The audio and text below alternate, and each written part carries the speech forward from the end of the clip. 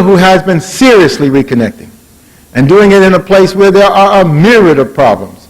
And he refused to move up into the hills, and he stayed in the valley, in his neighborhood and in our community, building the Black Family Life Center, maintaining his position at San Francisco State in Black Studies, alongside brothers like Dr. Opata Chaka, and maintaining his work in the field of African consciousness, working with the Melanin Consortium as they opened up the first Melanin Conference in San Francisco, working with the Association for the Study of Classical African Civilizations, working with the National Council of Black Studies. He was with me, Rosalind, and others in Ghana last year.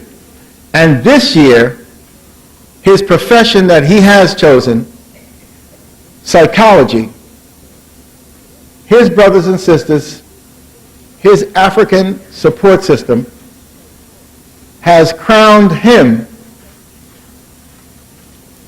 their chief fellow, their Nana, the president of the Association of Black Social Workers, Black Psychologists. And I present you my brother, my partner, doing yeoman work with the Hawk program and McClymonds Center, yeoman work, Dr. Brother Wade Nobles, the husband of Vera Nobles.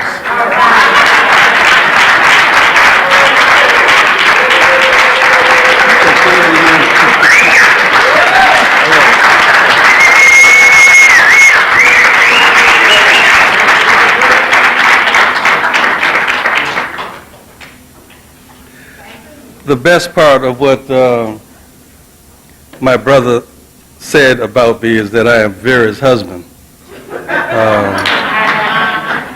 You may not really understand how significant that is because we don't understand what makes us human.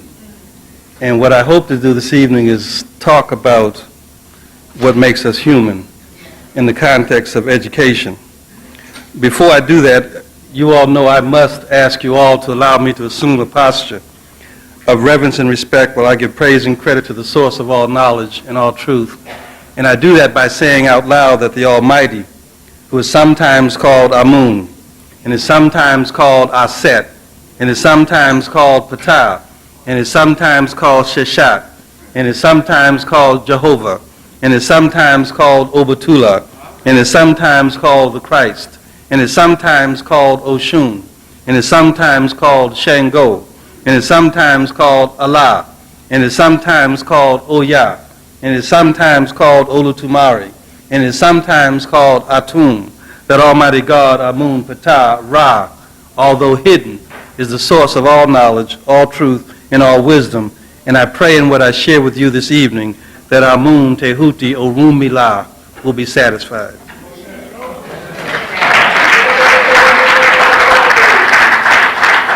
I am supposed to, through protocol, bring you greetings from the National Association of Black Psychologists that I have the honor of leading as their national president, from the Department of Black Studies and the School of Ethnic Studies at San Francisco State University, and from the Institute for the Advanced Study of Black Family Life and Culture. And I bring you greetings from these places because these are the places, with the addition of ASCAC, that has nurtured the thinking that I believe is going to be critical in the liberation of the African mind.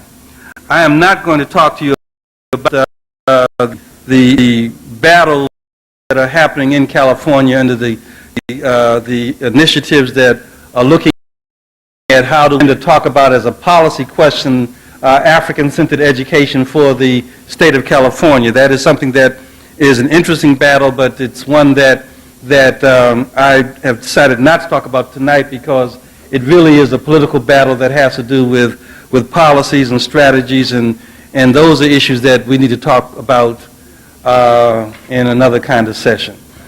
Strategies and tactics are not public forum information. I'm not going to talk about the McClymonds project, even though I think that is an exciting endeavor, and that we have been able to have a school district in California to designate an entire high school as a place that is predominantly serviced by the black community, to be a school that is designed to be a science, culture, and technology high school with an African-centered foundation. I think it's exciting that we're able to marry Afrocentricity with science and technology in the service of educating black children. I don't want to talk about that this evening because I think that that's also an important experiment and an important project. But what's more important is for us to look at this question that I've been given in terms of my topic, multiculturalism and African-centered education, the meaning for Africans. And I want to put that aside very quickly because I think that the discussion about multiculturalism is one that can be handled easily. It doesn't exist. We don't need to talk about it. We don't need to talk about it other than to say that in a free and open society, multiculturalism should be the foundation of good education. End of question. We don't have a free and open society. We have a society that has seen fit to its own understanding to talk about the destruction of African people, and therefore Africans to talk about multicultural society is testament to the kind of insanity that you all need to have black psychologists address. So I will go on record. If you talk about multicultural education in a non-free and open society, then that's an indicator of pathology, and that we need to really talk a different way of looking at it.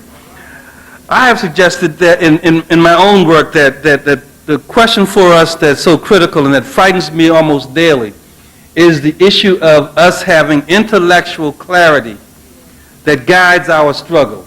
And too often I think, and it may be just my problem, but too often I believe that our struggles end up failing because we haven't taken the time to struggle with the intellect before we struggle with the conflict. And because we don't do that, we end up losing a great deal more than what we should lose. In my work, I've argued that power is the ability to define reality and to have other people respond to your definition as if it were their own. That's an important definition in and of itself. Power is the ability to define reality. And I would suggest to you this evening that the most important reality to define is the meaning of our own human beingness. No other reality is important to define than how we define what it is to be a human being. All the systems that we create, educational systems, family systems, political systems, military systems, social systems, psychological systems, all the systems that we create, if we don't first take authority for defining the meaning of our own human beingness, then all those other systems will not serve us well. And education is prime example of not serving it well. When I was asked to talk about multiculturalism by Brother Lionel, I told him I didn't know if I wanted to do that, that I thought it was easy. I mean, it takes a minute to do that. It doesn't exist. Go back to California. And I didn't want to come all the way here and just say that and go back to California.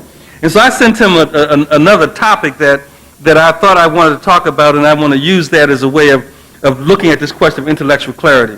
I thought that it would be important to give myself an opportunity to talk about the Maafa, or the Black Holocaust, African-centered education, or multiculturalism, a quest for clarity and truth. And I want to use this notion of the Maafa as a way of talking about clarity because the issue of what happens to us and what we determine to happen to us has to be driven by clarity, has to be driven by truth. And for a long time, we have taken the strategy as intellectuals of simply putting black in front of it and saying that is our fundamental, essential theorizing. That's the best that we could do. We took black and put it in front of it. So whether it was Marxism, we put black in front of it and say we can do that. If it's socialism, we put black in front of it and say we can do that. We even take this notion of our atrocity and put black in front of it and say that that represents our issue. We did not experience a Holocaust. We did not experience a black Holocaust. Other folk have had a Holocaust, and it is, in fact, a tragedy that they experienced. But our tears cannot be shed for someone else's tragedy. But more importantly, we cannot put our experience in someone else's paradigm and call it black and make it our tragedy. Remember Ani. Marimba Ani serves our community well when she suggests in her analyses that the Maafa is better as a concept for representing what in fact happened to African people. It is not a black Holocaust. The Maafa, according to Marimba, is a great disaster of misfortune, of death and destruction beyond human comprehension and convention. Now you need to hold on to that notion. Experiencing a system of death and destruction beyond human comprehension and convention. A Holocaust literally comes from the Greek meaning holocaustus, to burn whole. And because some folk got mad at their own relatives and decided as a political strategy to burn them up whole is their family business. That ain't none of our business. We are not guilty of it. We are not responsible for it. We don't have to worry about it. They should take care of that issue. Our experience from our own authentic voice is to recognize that we experience a system of death and destruction that was beyond human comprehension and convention, and what made it beyond human comprehension and convention is that the Maafa requires the denial of the validity of the humanity of the African. Let me say that again because that's an important point. The Maafa requires the denial of the validity of the humanity of the African. Some Africans get up and start talking about some Afrocentric education. The response that is required is that you must be in opposition to that because you must deny the humanity of the African. And only human beings recognize that their divine responsibility is to reproduce and refine the best of themselves. That's what education is. Education is a process by which we reproduce and refine the best of ourselves. And so by Africans saying we want an African-centered education, where we center the development of African people in an African understanding of the world, that read too much like human thinking. Yeah. That sounded too much like a people who were in touch with their own humanity. And so in order to keep the Maafa going forward, one simply had to say, no, that Afrocentric stuff is these crazy African intellectuals in these universities running around wearing African clothes and creating a cult following and doing all this strange stuff, or poor Martin Luther King would turn over in his grave because they're against integration, and all these things because it wasn't about any of that. It was about taking authority for defining our reality. Power is the ability to define reality and to have other people respond to their definition as if it were their own. The Maafa represents the attempt to systematically destroy, create death and destruction in people. The best death in an exploitive society is the death of one's mind, because you keep their behinds to do the work. The best death is to destroy our minds, and you destroy that through the process of education. Education should not be this major issue that people are now writing about. We're causing the disuniting of America. I mean, a couple of kids in a room with a blackboard. I mean, it shouldn't be that major kind of issue. The reason why it's so major is because they understand far better than us.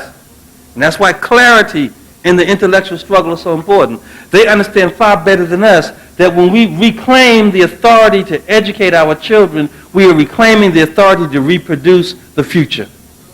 And if we take mastery over the future, then oppression ceases to happen. That's the issue. The issue boils down to two laws that I think we should somehow translate into a system that we share with our children. It comes out of something that I'm calling the duality of knowing and being for Africans living in a non-African reality. See, that's an amazing thing. We are Africans living in a non-African reality. How we master, manipulate that reality requires serious, serious thought. Because we can end up having education. They can give it. My major fright is that the white folks will say, forget it, y'all take it and go with it. Whatever you want, we'll give you the money. Whatever you want, you can do. And we will, I guarantee you, do exactly the same thing that they have been doing for the last 300 years. Because we have not taken the time to understand what it means to be Africans in a non-African reality. And so all we can do is produce what is consistent with a non-African experience because we haven't got in touch with ourselves as being African. The duality of knowing and being for Africans living in non-African reality is driven by I'm calling two laws. And say, I have the authority to do that. I'm a scientist. So I can just say, this is a law. Because I understand what laws mean in terms of scientific method. And the law of the first law is the law of misknowing. It comes out of Neely Fuller's work, and it's not something that you all aren't familiar with. You're very familiar with it. It has to do with white supremacy. The law of misknowing says if you don't understand white supremacy, then everything else you think you know will simply confuse you. That's a law. That's a law. It is predictable. It is consistent. It happens exactly the same way every single time. If you don't understand white supremacy, then everything else you think you know will simply confuse you. We struggle with pedagogy. We struggle with classroom practice. We struggle with developing curriculum. We struggle with all these things of education. But if we don't understand white supremacy, then what we invent and call African-centered education will be detrimental to the development of our own children. We have to keep that in mind. We have to keep in mind that there is this law of misknowing. And a lot of what we do is driven by misknowing, not knowing. The second law comes out of my own work that I call the law of non-being. The law of non-being. I think it is the most essential, critical law.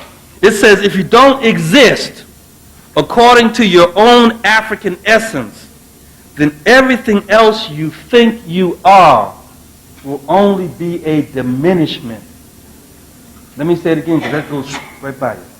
If you don't exist according to your African essence, then everything else you think you are will be a diminishment. I'm Dr. Wade Nobles, chairman of some department, director of some that. But if I do all of that stuff, boss this, PhD that, director this, supervisor that, all those things that we think we are, if they are not aligned with our African essence, they become an example of our lessening.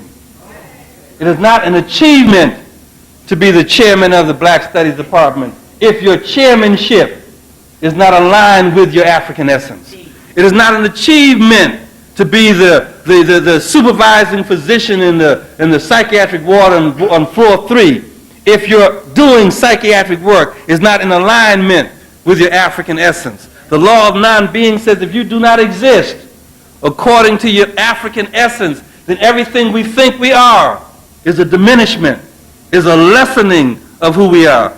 And we have to then begin to talk about how do we, if those two laws are correct, how do we begin to look at the educational system to make sure that the educational system address these issues for our children, because our children are doing what we did. We went through the educational process and we come out with this haunting, quiet voice in the back of our minds that maybe we got through on the humbug. That maybe we really are not quite as competent, quite as confident, quite as capable as someone else. We all will talk all this good stuff about being the sons and daughters of great kings and queens from Africa, but when we look in our quiet rooms in that mirror behind the doors closed, and we don't have anyone else to confess to, we walk away believing that maybe we just don't got it. Not because it was internal to us, intrinsic to us, it was because the system was designed to do what? Invalidate the humanity of the African. That the Maafa is designed to invalidate the humanity of the African in everything we do. All of us run around hoping that no one looks and see what year we graduated with our PhDs because that was the time there was affirmative action programs. And we believe that maybe we got our PhD because of affirmative action benefit and not because of the integrity of our scholarship and our intellect.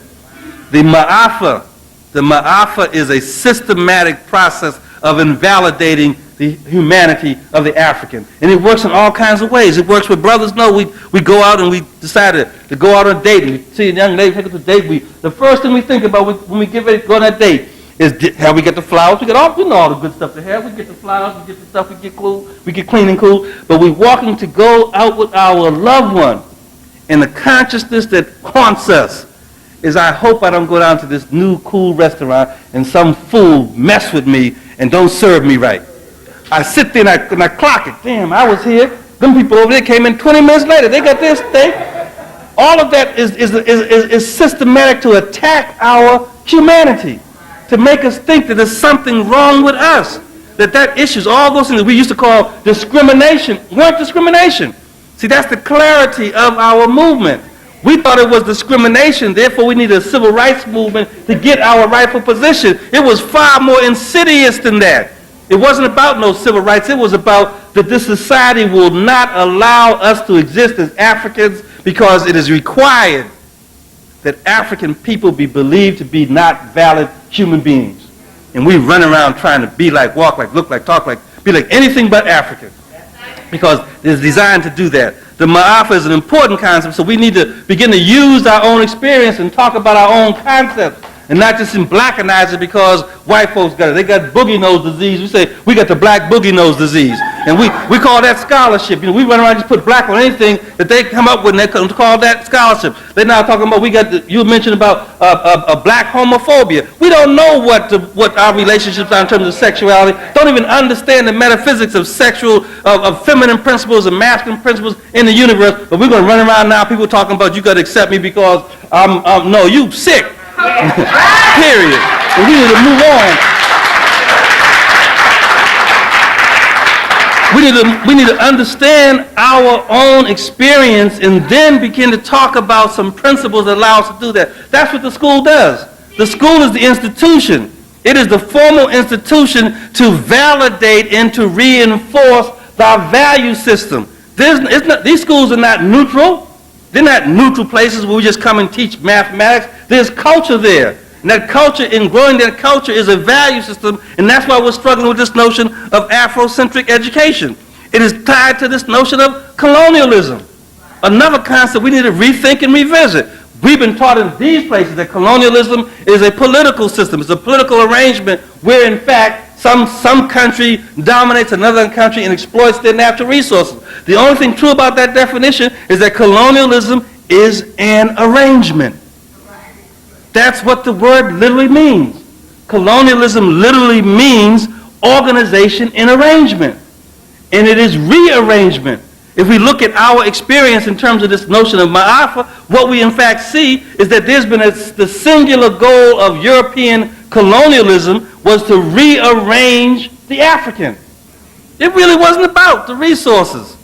It really wasn't about the land. It really wasn't about the politics. It was about how do you rearrange the African. Look at the world. Look at your history. Every single place that Europe has gone and had contact with Africa, the only thing that drove the dynamic was a desire to transform, to rearrange the African or things African into fundamentally non-African constructs. So everything. You're going to work in a bank. You can't work in a bank and have loop earrings on. What kind of foolishness is that? I mean, my gold loop earrings keep you from counting dollars? I mean, you see, but the fact of the matter is that the task here was to rearrange the African. You can't have a work environment that has music in the background. Why not? Because the task here is to rearrange the African. Everything is about rearranging us. And we are now participating in the arrangement. We participate in the arrangement. And it works in very insidious ways. Colonialism works in terms of the land question, which we political scientists always like to talk about, that you in fact are able to acquire and distribute and exploit the natural resources of a community, or you create the quality of life in the community. It is not accidental that you can go to any black community around the world, not just the United States, and you see a certain kind of treatment that's tied to the Maafa and tied to rearrangement. You can't, in some black communities, you can't get on Valentine's Day, get your loved one a Valentine's card and walk down to the block and put it in a mailbox. Because the mailbox is not in the community anymore. Mailbox. Your baby gets sick and you can't go to a drugstore on the corner and get some medicine because there's no drugstores in the community. You can't get your check. Oh, Lord, I got a job. I got some money. Go cash your check. There's not a bank in your community. All these things are not accidental. They're part of a systematic process to internalize in our minds that we must be less than human. That human communities, Human communities have all those things that establish a certain quality of life that is meaningful in terms of the necessities of developing our children. So the domination of the physical space is a arrangement question. The presence of police in our community, the absence of resources in terms of sanitation and health and other quality of life indicators is an example of the arrangement. The management of the indigenous modes of production, that's what you political science like to talk about. The managing of indigenous modes of production is an arrangement. What product is the most critical, most important product to produce? Our children. Our children. And if someone else takes authority for managing how we produce our most critical product, we have been rearranged. We have been rearranged. What are the two areas where the arrangement, where the production of children occurs? The family and the school. The family and the school. It is actually a trilogy. It's the family, the school, and the church. The place where you have a connection to the divine. And all three of those places have a singular mission: to reproduce and refine the best of ourselves. The family does it, the church does it, the school does it. Except we know in a non-open, non-free society that the only place that we had total control of it for the longest time was the church and the family. But as the church became more and more arranged or rearranged, the church became less and less of a place where we were able to reproduce and refine the best of ourselves. And quiet is kept as we became more and more involved in these places. We begin to learn about family life that made us believe that our family life should be a template that Ozzie and Harry could fit over and there'd be no empty spaces. That we should match up with white folks' notions of what family was about. And so we begin to question whether or not our families were operating, functioning in a proper way, because these places told us that the black family had something intrinsically wrong with it, because we were, in fact, developing at that time in a more authentically African form of family than we do today. So we start taking on other folks' notions. The control of the modes of production is an arrangement. But the most critical area of colonialization, area of rearrangement, is the reformation of the mind. The reformation of the mind. You replace a people's life essence and the ability to tap into that life essence when you control how they think about themselves. And all this stuff is not accidental. All these imaging about black people is not accidental. It's tied to this rearrangement. It's tied to this notion of the Maafa. Every time they talk about imaging of black people, Live at 5, cops, police in action, what do you see? You see black folk in this see-me side of life. You see these imaging that are subliminal, that are tied to the invalidation of what it is to be a human being. You know, the drug bust, where the door gets knocked down and the lights are flashing all over and making little sort of zoom lenses and stuff, and black people are scurrying like roaches. Scurrying like roaches. That stuff is not... How much tape was on the floor, the cutting room floor, before they got that 1 3-second scene? You see, there's a whole lot of tape on the floor. But we don't see that. We see the 3-second scene that gives us the subliminal message that we respond to, like roaches running away from light, the light of day. That's part of this Maafa. That's part of this notion of the rearrangement, to rearrange our minds. It's systematic. And the school and education has to counter that, as well as the home place in the church place. This notion of rearranging the mind is systematic. It's systematic. The best example I can give you of how systematic is for you to think. Some of you old people who lived on a farm can really see this. How we create a sheepdog. Do you know how a farmer creates a sheepdog? It's a systematic process. A farmer takes the dog as a puppy right from its mother's womb, takes that puppy, and it traumatizes it by pulling it from its mother's womb. And then he takes that puppy and he places that puppy's eye against the eye of a sheep. Young puppy, all the puppy can see is a sheep. And the puppy begins to internalize that all that is holy is the sheep. And then it takes the puppy from the eye-to-eye contact, and it puts the puppy at the breast of the sheep, and the puppy suckles the sheep rather than its own mother. And the puppy learns very quickly that its very life, its sustenance, is dependent upon the sheep. And as the puppy grows and gets stronger, the farmer does the most diabolical thing yet. It enters into the corral an old, sick,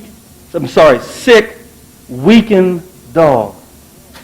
And the puppy's territorial imperatives causes that puppy to attack the weakened dog. The weakened dog cannot defend itself, so the puppy becomes victorious. And the farmer immediately rewards the puppy for destroying the dog. Look at the process. Look at the process. Take black children immediately away from their mother, called culture. Called culture. You traumatize them with television. You place them eye to eye with the beauty and the power of whiteness. All we see in this country, this is the Maafa, all we see in this country is that all that is holy, including Jesus Christ himself, is whiteness. And then we are taught that our very sustenance depends upon getting that good white job. We can get a good job, a government job. We get one of those with a security, we then are secure.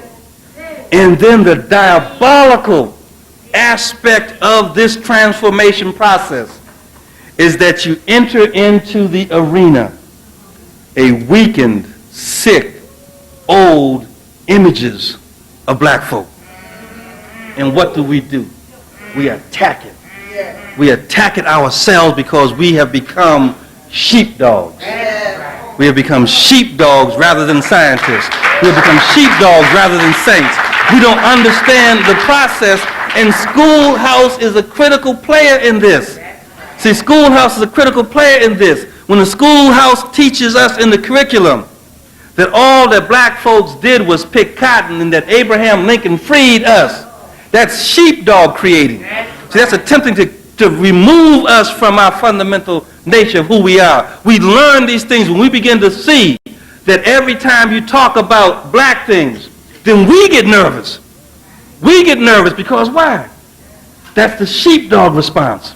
Every time we say we needed black folk to come together and work together, we say, no, what about those other folk? You know, we're going to offend those other folk. That's the sheepdog response. You see, that's the attacking response. Every time we look at issues about what's good for our children, we say, what's good for our children? People attack and say, wait a minute, what about those other kids? We say, you're right, what about the other kids? That's the sheepdog response. See, we're taught to believe that our Africanness is of no value. So we can't stand on it. We can't build on it. The Africanness is of no value. It is, in fact, what I share by teachers like culture is to humans as water is to fish. It is everything. But we're not taught that culture is so essential to our survival. We're taught that we can just adopt anything, be anything, take anything. We're not taught that the law of non-being is being violated when, in fact, you don't build your development and culture. Science tells us that culture is the medium of development. In the laboratory, we put the specimen in a petri dish that's called culture. Think about it. Culture is the medium of development. Well, if our task is to develop African men and women, what's the medium? What medium do we develop them in? What petri dish do we put them in order to develop proper human beings? The schoolhouse should be that place. The home should be that place. Those are the mediums of development, but because we lost control of those, we thought we were trying to be integrationists, when in fact we were engaging in responding to the Maafa. See, the Maafa, you can't integrate with the Maafa. You can't integrate in a system that says that for 100 years, every single day of the year, this country had celebration around the lynching of black men and women. That's beyond human comprehension and convention. For 100 years, people gathered together, had picnics, brought their children around, had picnics just to lynch a black man. And then after lynching the brother, or the sister, because it was both, after lynching the brother, burnt his body, and then young white boys would demonstrate the power of their manhood to their girlfriends by being able to reach into the burnt body and pull out the liver of this man to show that they were real men. That's beyond human comprehension and convention. That's the Maafa. So now we're talking about integrating with a kind of people that see that as appropriate human conduct. We got to have clarity in our analysis here. We got to have clarity about what the issue is here. We need to understand. We need to understand that our culture is the medium of development. Culture is all pervasive for humans to develop, just as water is all pervasive for fish to develop. If you catch a fish and pull them out that water, fish get trouble. Fish eyes start bucking out their head, fins start flapping, lips start dribbling. Just as you see some of these dope fiend people in our community, they're out there culture. You see the signs. It's the same signs. You can see the physical trauma. You can literally see the physical trauma of Africans on the faces of our children because they're out of their culture. Culture is to humans as water is to fish. You all from the Carolina Islands know that if you take a saltwater fish, sometimes called them saltwater geese, you take a saltwater fish out of that salt water and put the saltwater fish in fresh water. The saltwater fish makes a rapid adjustment to the fresh water, otherwise it dies. Saltwater fish, think about it, saltwater fish have a certain characteristics. They're bigger fish. They have more color. Their fins are more elegant. They swim with a certain rhythm that saltwater fish men can look down the stream and see a saltwater fish woman and know that it's a sister based upon the way she moves. Saltwater fish have a certain characteristic. Saltwater fish you see saltwater fish will come together, male and female, and they'll touch each other's lips in this way, as if the saltwater fish was saying to the sister saltwater fish, God must have been showing off when he made you. I mean, just a certain arrogance that the saltwater fish has. But take that saltwater fish and put it in fresh water. Saltwater fish shows different kind of behavior. Saltwater fish begins to wonder why it doesn't look like freshwater fish. Saltwater fish begins to think maybe it can get some fin straightening ointment in order to make it feel better. Saltwater fish begins to go to NYCC and Stanford and Yale and come away talking about, I feel better because I've had an education in the best freshwater fish universities and I've developed a taste for freshwater fish food. I just can't seem to eat that low kind of saltwater fish food. Fresh saltwater fish begin talking about, we got a problem here. We got to get together because we're not getting access to education. We got to have us a saltwater fish civil rights movement and try to figure out how we can get into the universities, get into the jobs. Saltwater fish teachers who aren't able to explain why when they do everything they can to educate saltwater fish kids, the saltwater fish kids still don't learn. And they begin to say, maybe there's something wrong with them saltwater fish kids. Maybe the problem is that they come from 125th Street. Maybe the problem is they come from the projects. Maybe the problem is that they got single parent saltwater fish mamas. That the problem is not the educational milieu. The problem is something in the children. Saltwater fish begin to talk about that they need to understand why these saltwater fish children act up in class all the time. They can't seem to sit still. We got to get some saltwater fish Ritalin and try to give them a shot to calm them down, to make them educable. The saltwater fish begin to talk about the real problem here is that we learn from our freshwater fish psychologists that the saltwater fish have a low self-esteem. Low saltwater self-esteem. And then ultimately we got to get them some saltwater fish role models. Some old saltwater fish who have learned how to be good freshwater fish and hook up those children to those freshwater fish role models. And then it begins to be explained that the problem with the saltwater fish community is they got rampant teenage pregnancy. The problem with the saltwater fish community is that there's drug addiction in the saltwater community. The problem with the saltwater fish community is that them saltwater fish men don't respect their women. That you got to do something about them saltwater fish men. And you start hearing this crazy conversation. You hear saltwater fish women saying to their saltwater fish daughters, girl, you got to go for yourself. You can't depend upon no saltwater fish, man. You can't depend. What have they done for you lately? Tell their boys, tell them those saltwater fish boys, you just like your no good saltwater fish daddy. You a dogfish. You see the insidiousness of this when you're outside of your culture? Because we all know, we're so bright in this room that we know that this little tale, this little example is easy to solve. You want to help the saltwater fish. Put some salt in the water. That's all you got to do. Put some salt in the water. And that really is almost as a parable. That's what African-centered education is about. African-centered education understands that we have been de-spiritualized. We have been de-Africanized. And that if we are able to save ourselves, we must put some Africa back in the process of development. The Petri dish will not develop us other than to create some aberrant, distorted, vulgar representation of who we really are. So the Petri dish must have saline in it if it's to produce our people. Otherwise, we see the results of the despiritualization. You all see it in our communities every single day. Depression, alienation, racial rejection, gender confusion, self-negation, mental illness, drug addiction, alcoholism, poverty, ignorance, hopelessness. Black folk were able to struggle against the most powerful system of human degradation with hope. Hope I'm going to get to Canada. Hope I'm going to get down the block. We had hope on our side, and that was important. It is important because hope is the construct that gives people the ability to envision a different day. Take hope from a people, and you in fact have totally dehumanized them, despiritualized them. Helplessness, homelessness. Think about that. Homelessness, it amazes me.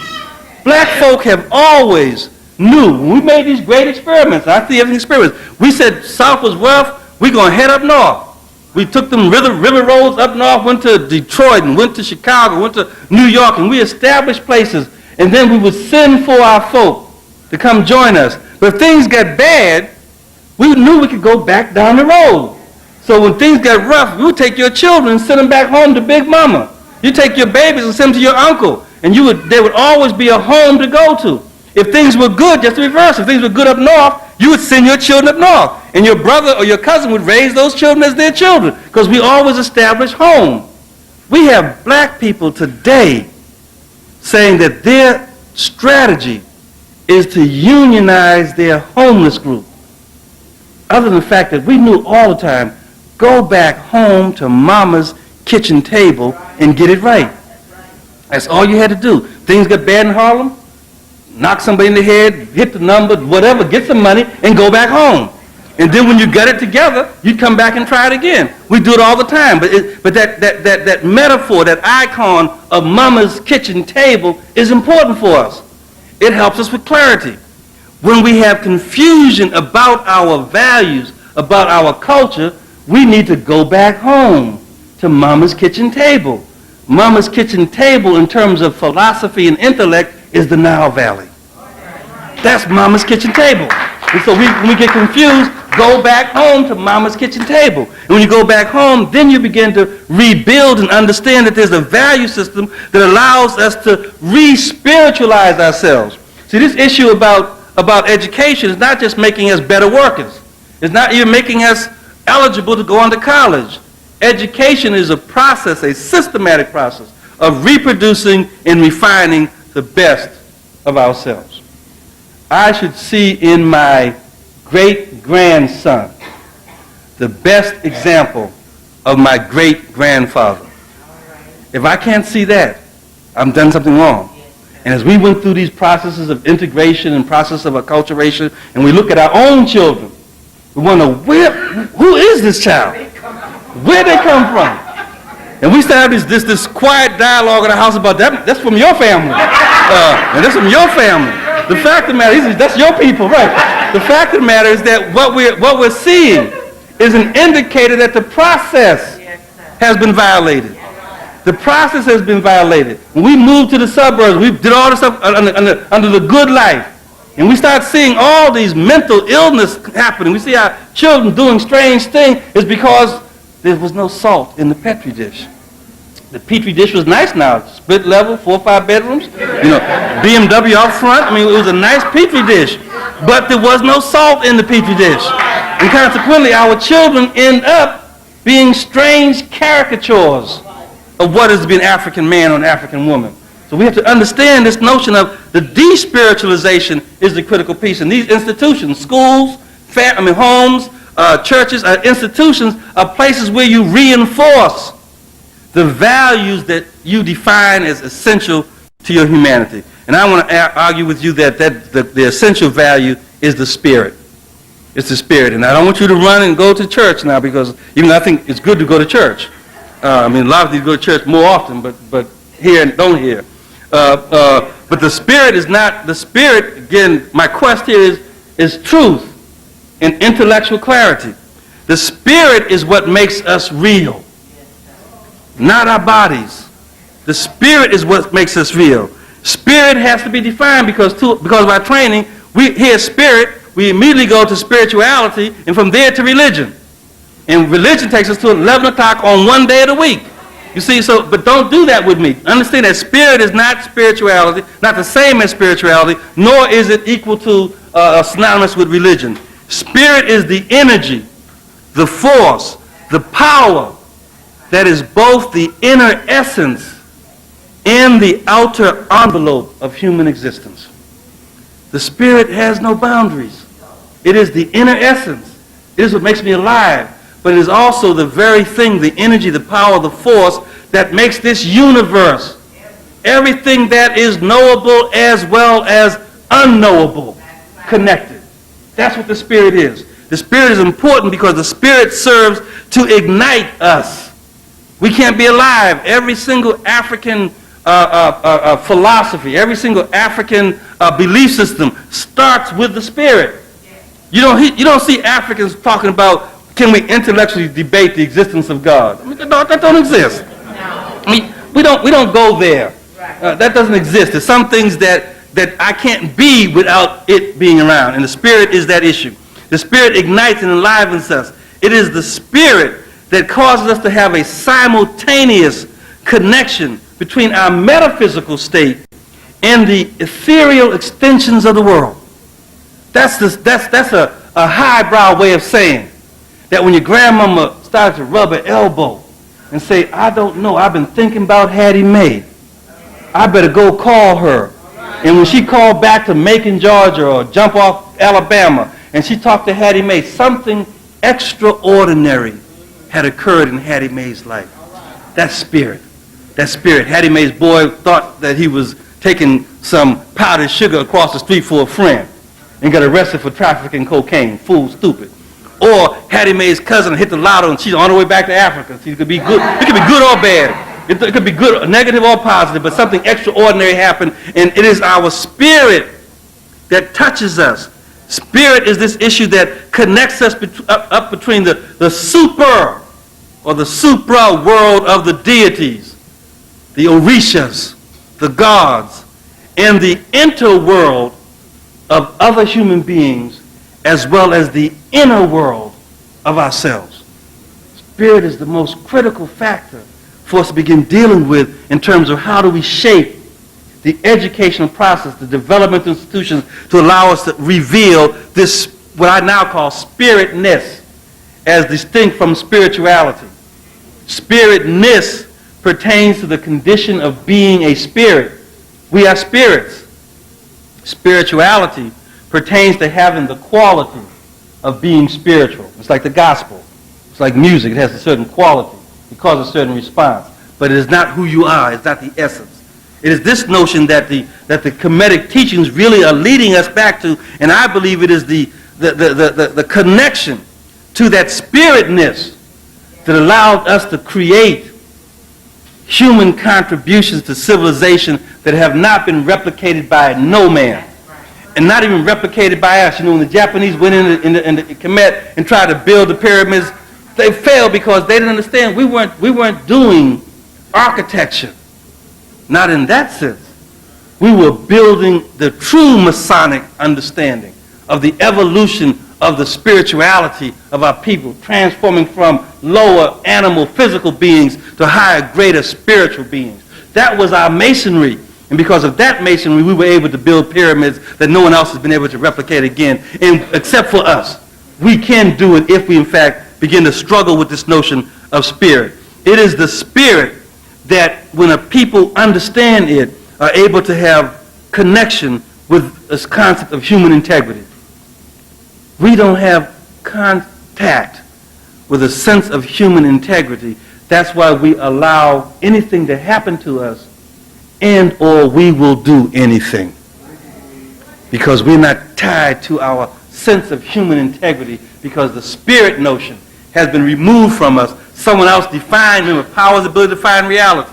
They have other people respond to your definition as if it were their own. Some other folk define the spirit as something belonging to religion, or something belonging to non-intellectual. And so we end up not using the spirit as a basis of intellectual analysis or rebuilding human civilization. It is that spirit that is the instinct that allows us to resist dehumanization. It was the spirit of Africa that allowed our ancestors, immediate ancestors, to say, while we are enslaved, we are not slaves.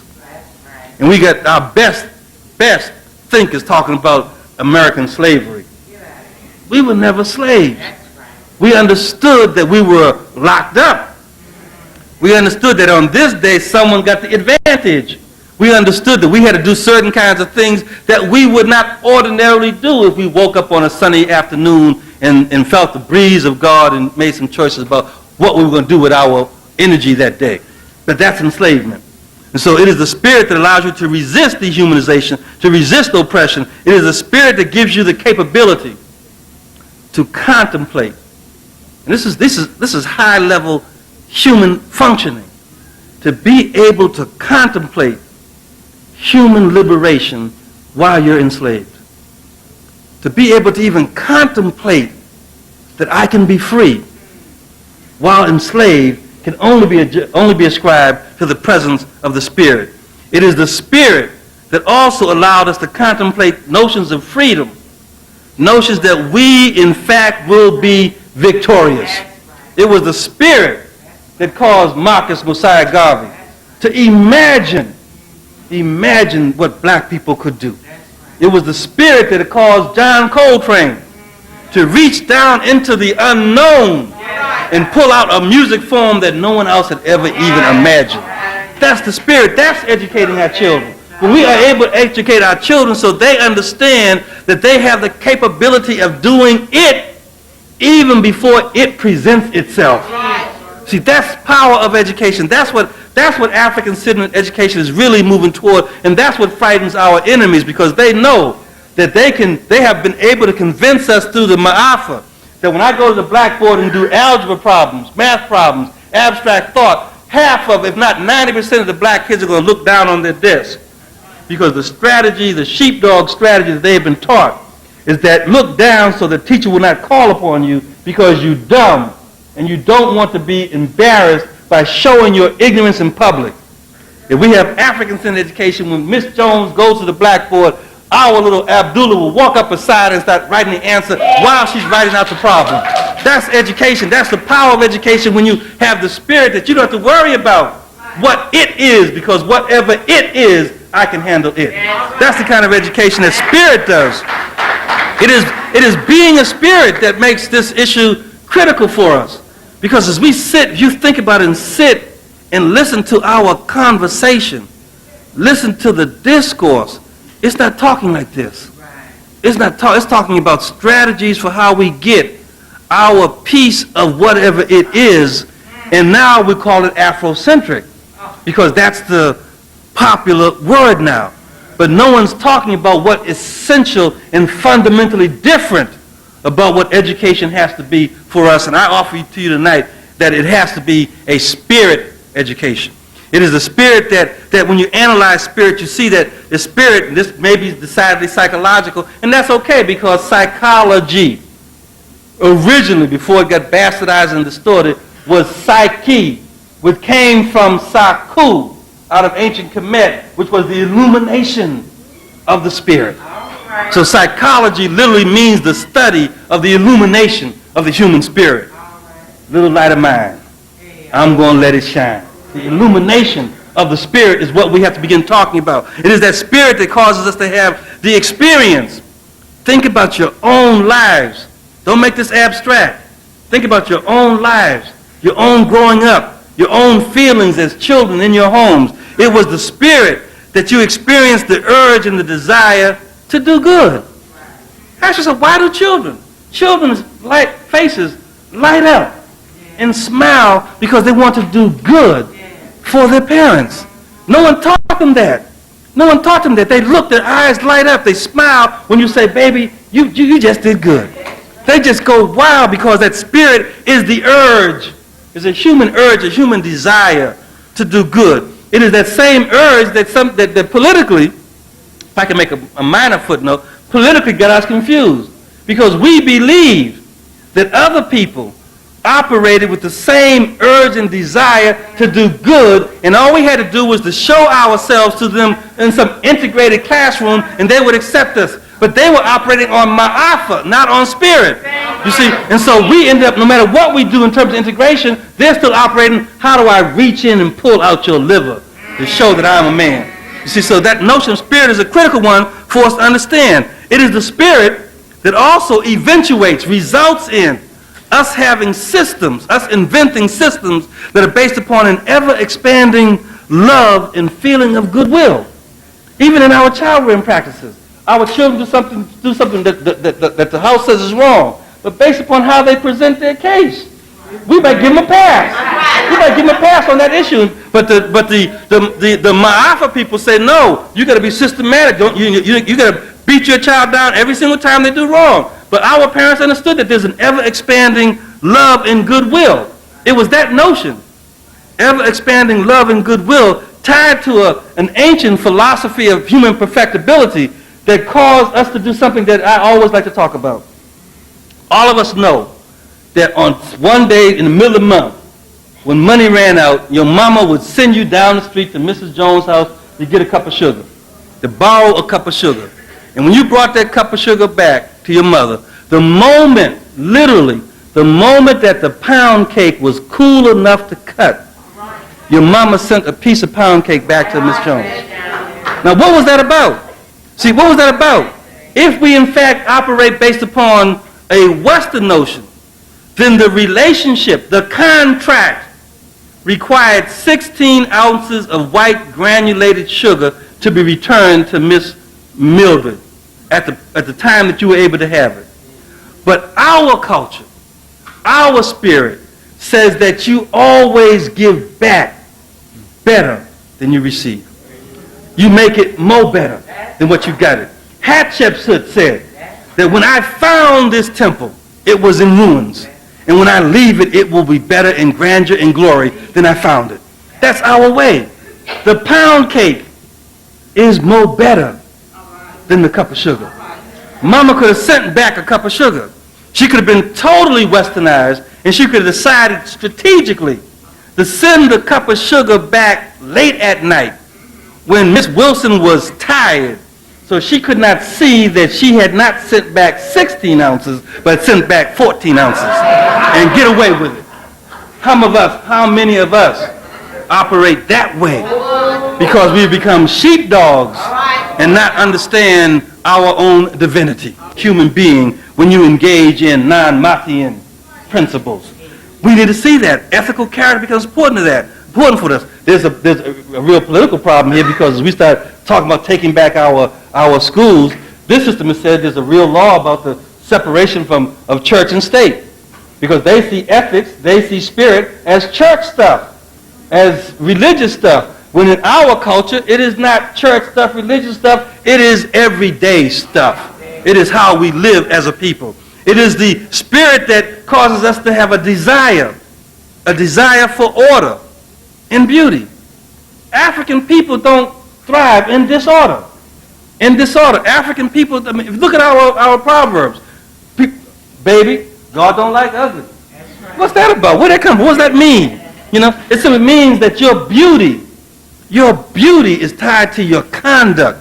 Why did Martin Luther King reach deep in that unknown place when he was trying to make an analogy to talk about what is essential and came up with that notion about judge me on the content of my character and not the color of my skin? He reached in a deep unknown place. It was called the spirit, the culture. And every time you analyze our human processes, we do it all the time. We reach into the culture and we pull out things that belie themselves, that show themselves to be who we are. It is the spirit that also gives us an emotional sense of divine agency. Africans believe in divine agency. There is an agent that is a higher order agent, that the divinity is in us, but then there is a hierarchy. But the hierarchy is not based upon domination and destruction. The hierarchy is based upon nurturance and support and development.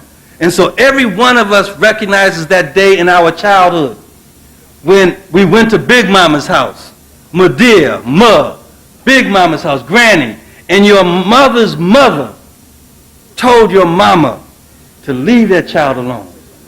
And you said, damn, mama got a mama. Mama got a mama. We were speaking, even though we didn't know it, we were speaking to the recognition of divine agency. Take the terms back. So we need to have a discourse. But our intellectual discourse needs to be with our concepts and terminology. That there is divine agency, and that divine agency is based upon the wisdom of eldership. And so the 14-year-old is responsible for the 12-year-old. The 12-year-old is responsible for the 8-year-old. The 6-year-old got a baby up in their arms trying to hold him as he's wobbling, because each of us know that we're responsible for the reproduction and the refinement of the best of ourselves. And that divine agency goes all the way up to God. But we all know that in our houses, in our homes, God didn't rule. Mama ruled. Mama ruled. Mama was the one that looked at you.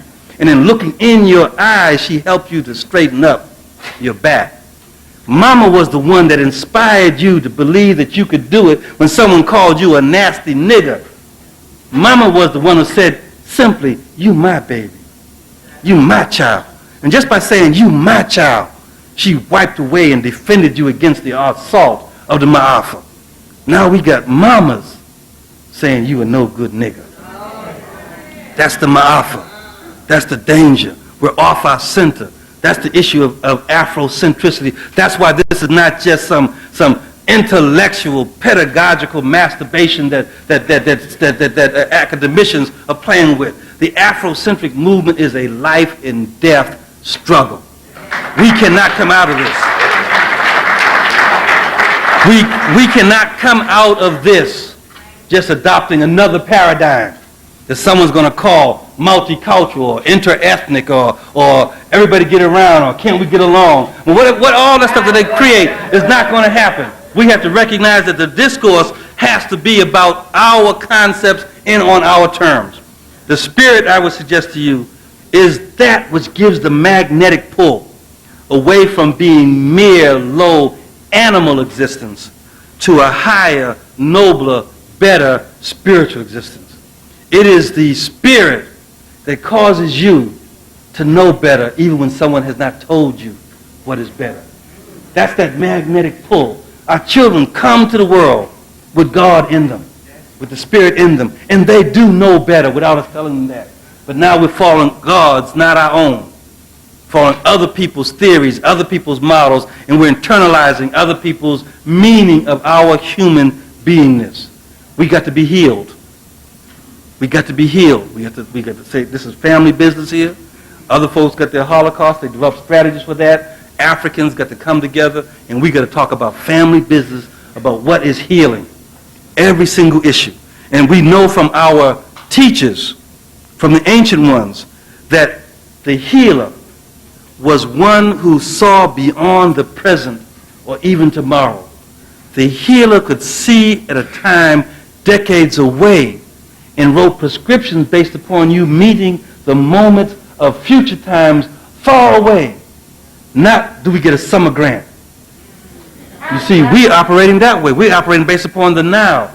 We got to have vision that allow us to see that we're educating children not for the the logic that we hear in the academy today, that what you educate children for now is the job they're going to have 25 years from now. That's tomorrow. We have to talk about a long distance vision of our humanity and develop systems of education that way. The ancients teach us that the healer works for results that are invisible to them to see. That means we have to have courage. Part of the dilemma, part of the difficulty of the African-centered movement is that we as educators haven't been taught that one of the critical variables, one of the critical components of your ability to be an educator is courage. Courage. We don't have courage to reach into the unknown and pull out the spirit that guides the education of our children. If white folk have not written it down, have not packaged it, have not put a bow on it and sold it to us, we don't believe it's good education.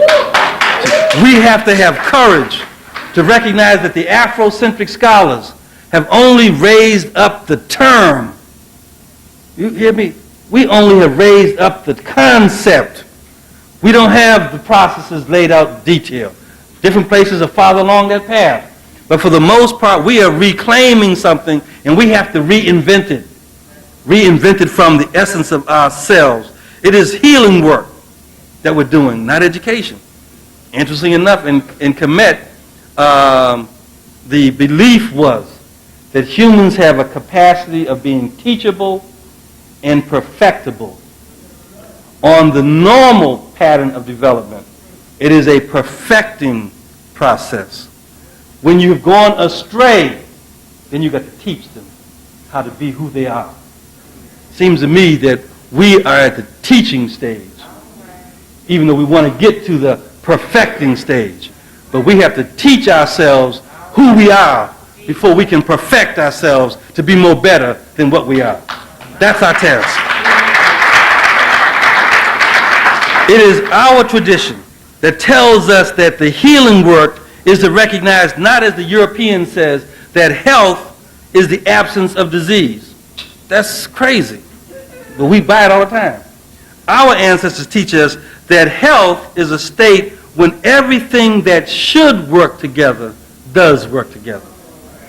That's what health is. Health is in your bodies when everything that should work together does work together. Health is when you're working, when you're with your old lady, and everything that should work together does work together. Health is in the community, when the black community, when the business community, and the religious community, and the social community, and the education community, everything that should work together does work together. But if we got people breaking for themselves, running on their own, then we have disease in our community. If the parts of our bodies don't work together, that's a state of dis-at-ease, disease. So we have to begin to define these things for ourselves. We have to re-spiritualize the conversation. We have to begin talking about how does the Spirit enter into our beingness? How does the Spirit enter into our becomingness? How does the Spirit enter into the question of our belongingness? See, we belong to each other. And that's the most important of the B's, is belonging. We belong to each other. Our children belong to each and every one of us. That's why the old folks would whip any child behind that did wrong, because they understood that all the children belong to all the adults. We got children now talking about they got their lawyer to come and get you because you spoke to them wrong in class. Because we have lost the belonging. Belonging is an important thing, because belonging is a state of being that one feels their connection to the whole.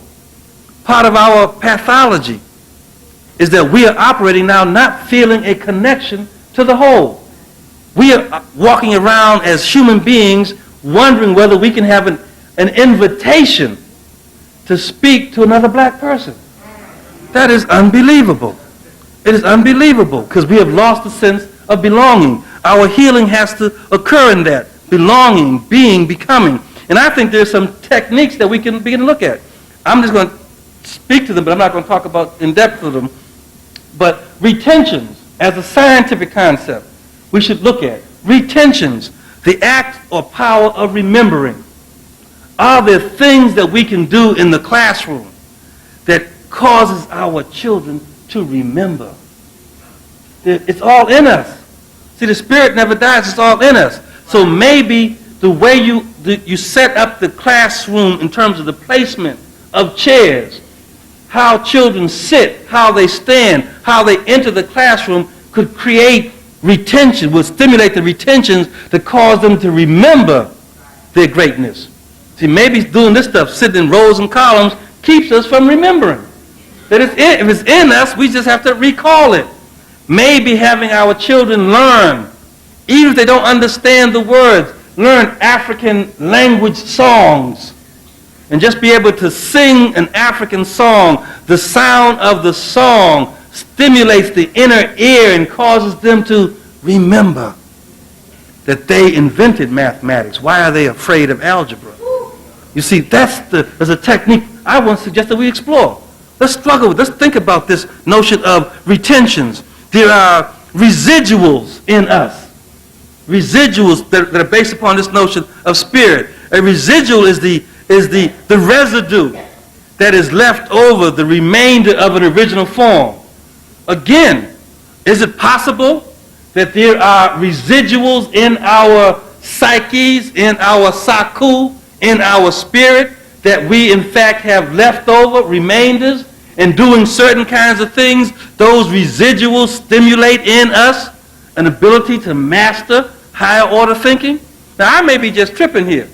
I may just be going off, but I suggest that that's the role of the scientist, is to posit the possibility that you haven't thought about, and then empirically let us test it out and see, in fact, if it could be rejected based upon some null hypotheses. We, in fact, should think about these things. Residuals, the stuff that's left over.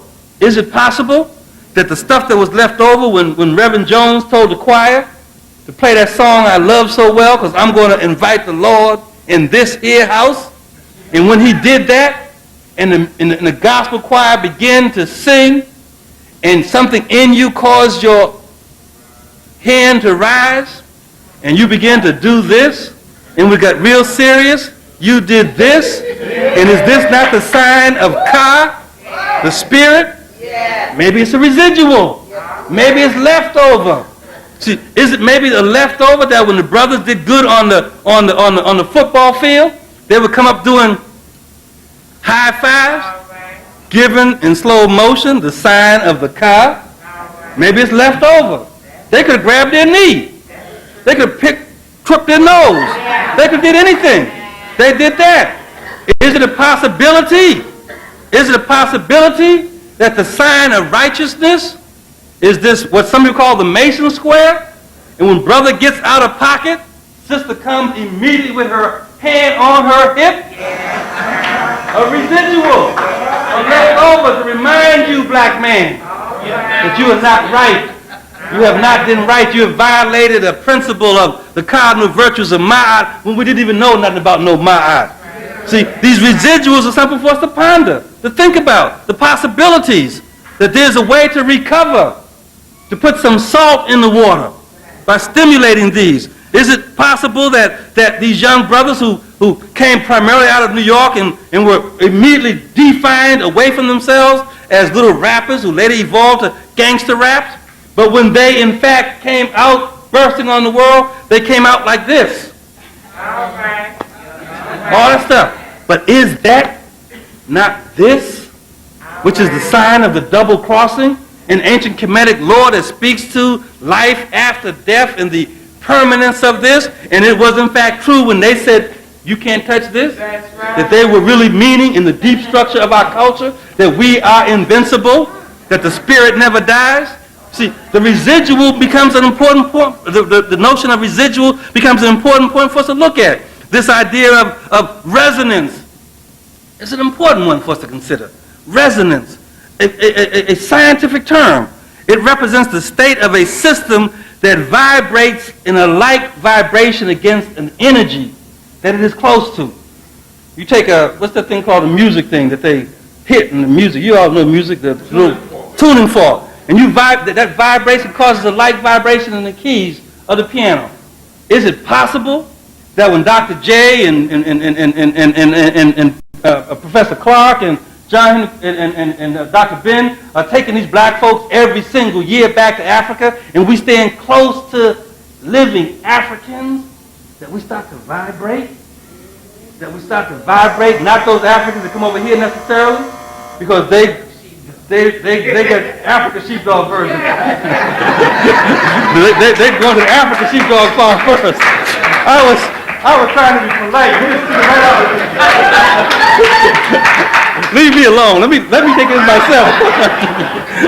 But the point I'm trying to point out is that as we begin to make contact with ourselves, as we stop thinking that Africa is the land of Tarzan, and Africans on the continent stop thinking that to come to America to avoid those black criminals, as we get close to each other and begin to talk with each other and have dialogue with each other, we begin to compare and see that the way in which his mama from Ghana raised him is the same way as my mama from Alabama, the same way as your mama from Brazil. When we had a conversation, we began to vibrate. The resonance.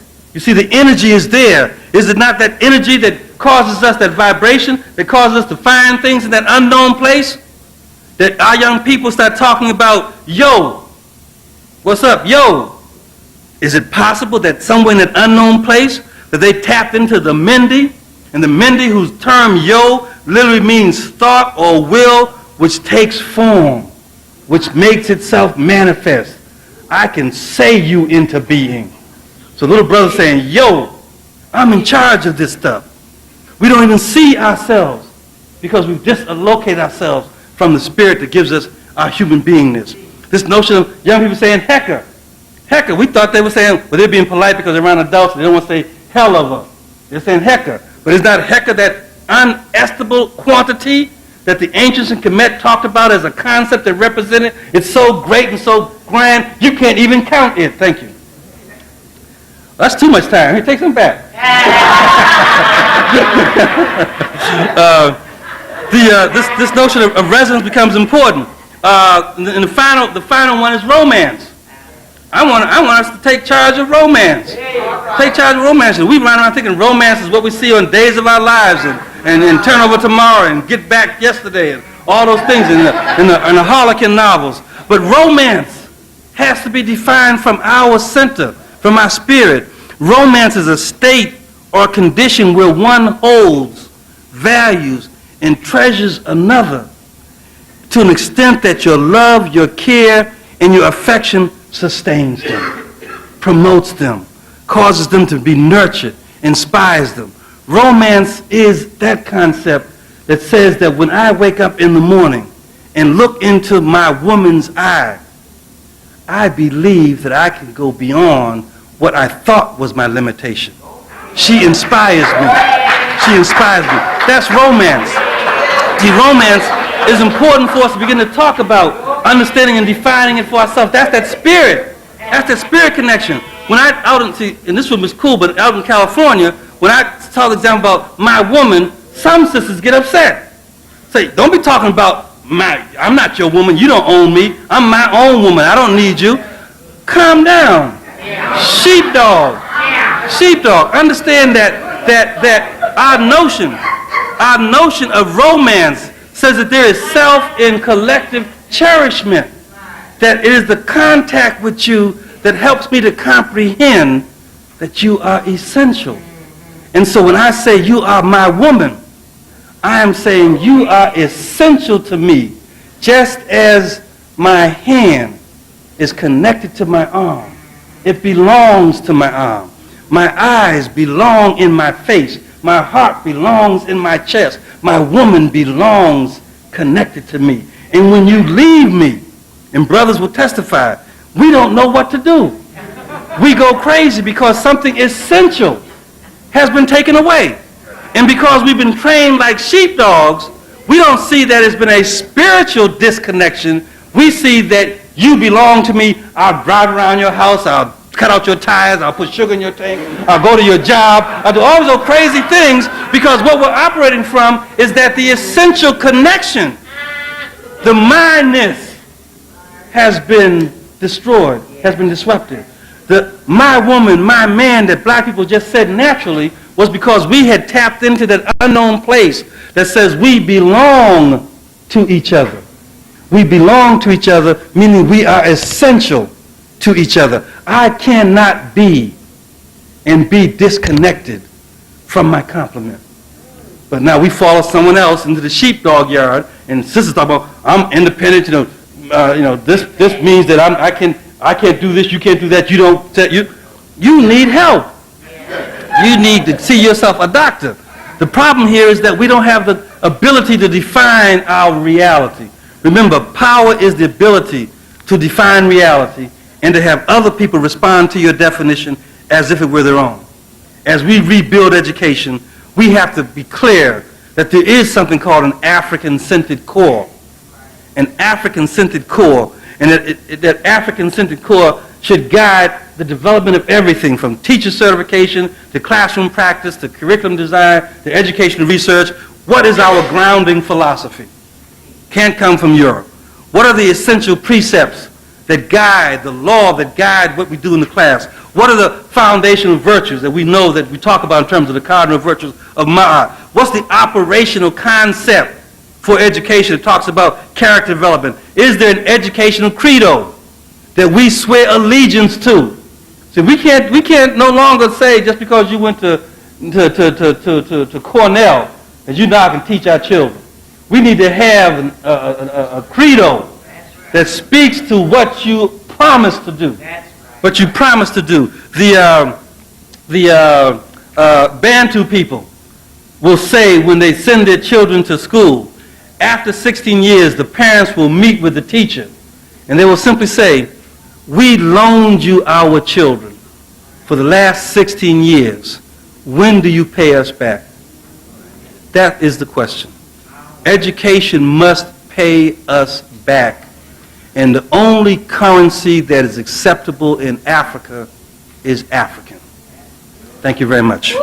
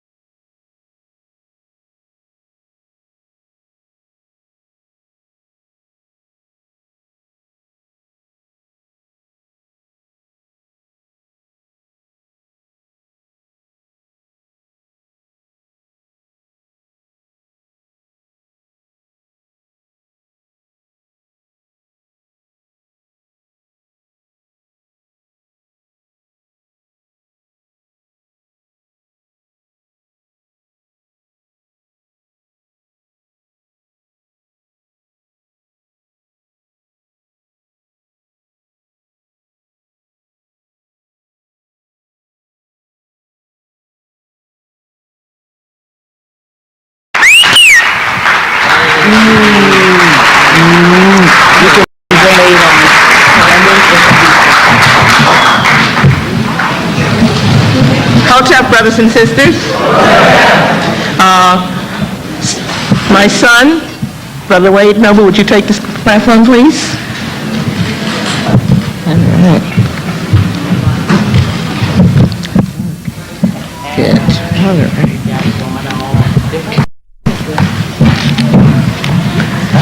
The brother who comes to speak to us at this time comes from Oakland, California.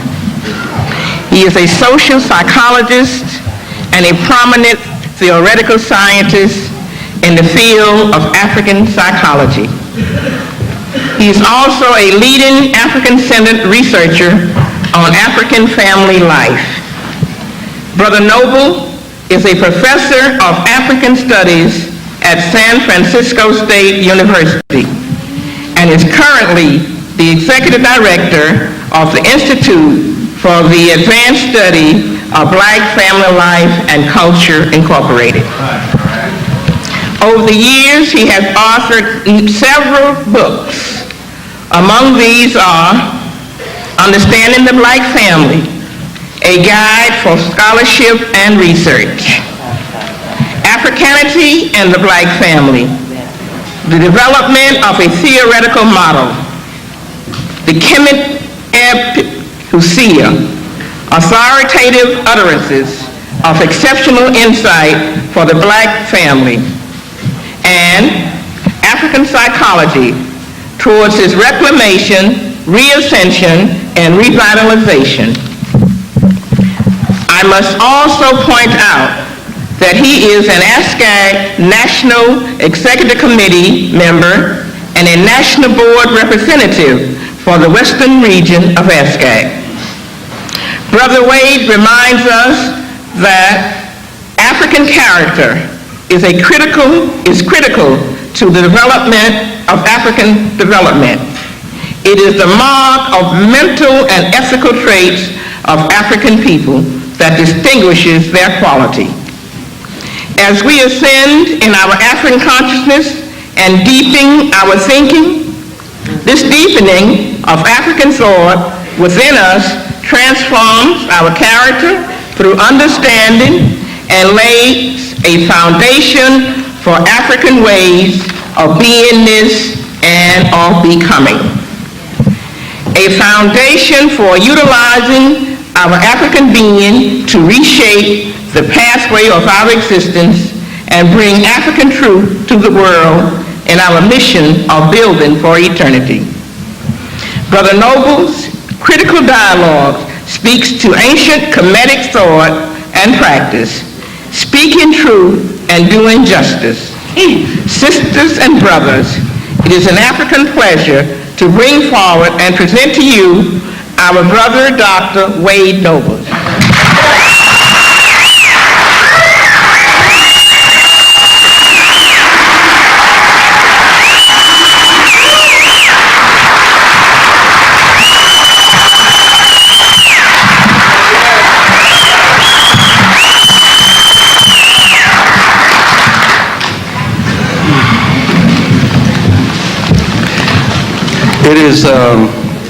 It has become very clear to me every single day that the ancestors speak to us and through us. And the one principle that the ancestors like to remind us about is the principle of reciprocity. They do that in many different ways. A little while ago, a black man came into my country, into my place called Oakland, California. That's my country. Okay. And he was with my people and had the audacity to call out my name to see if I was in the audience because he was taking roll. This black man is one of my best friends. And so my son had the opportunity of standing up and sharing with his uncle that I was taking care of our business someplace else. In the tradition of reciprocity, I have to ask, Is Lenny Jeffrey in the house? Is Lenny Jeffrey?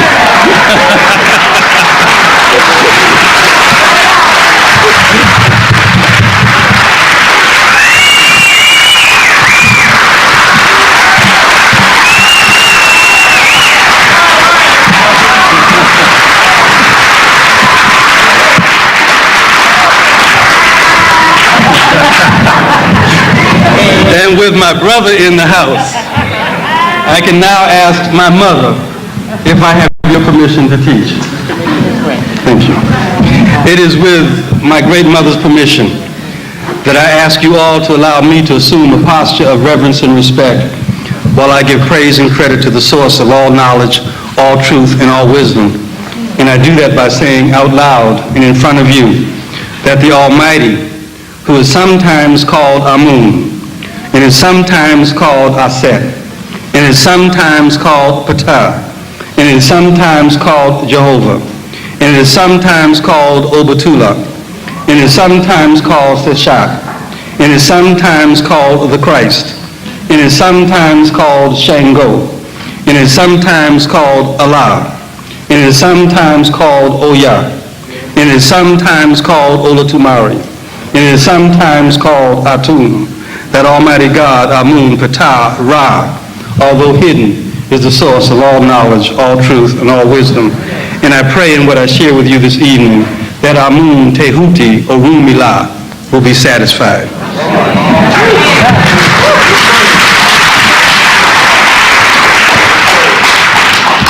I must begin my talk by addressing the title of Ancient Kemetic Thought and Practice, Speaking Truth and Doing Justice, by pointing out to you that I've taken the liberty in struggling and in studying and looking at the ancient Kemetic teachings to pay particular attention to every time I come across the word noble, for obvious reasons. And it is in the discovery of the word noble that I think I'm able to capture as a preface, the title, Speaking Truth and Doing Justice. It is Hawa, chief official of the high priestess of Amun-Ra, who has said, I am a noble, for whom one should act, one of firm heart to the end of life. I am one beloved in his city, praised by his district, kind-hearted to the towns. I have done what the people love and God praises. I was one truly venerated and had no fault. I gave bread to the hungry and clothes to the naked. I put an end to pain and I erased wrongdoings. I buried the blessed, supported the aged, and satisfied the needs of the have-nots. I was a shelter for the child and a help to the widow. I was one who gave rank even to the infant. I did these things knowing their value and knowing their reward for the Lord of Ma'at, the reward to endure in the mouth of my people without end, to be remembered, to be well remembered for years and years to come. I dedicate the teachings of Herwa to my brother, Lenny Jeffries.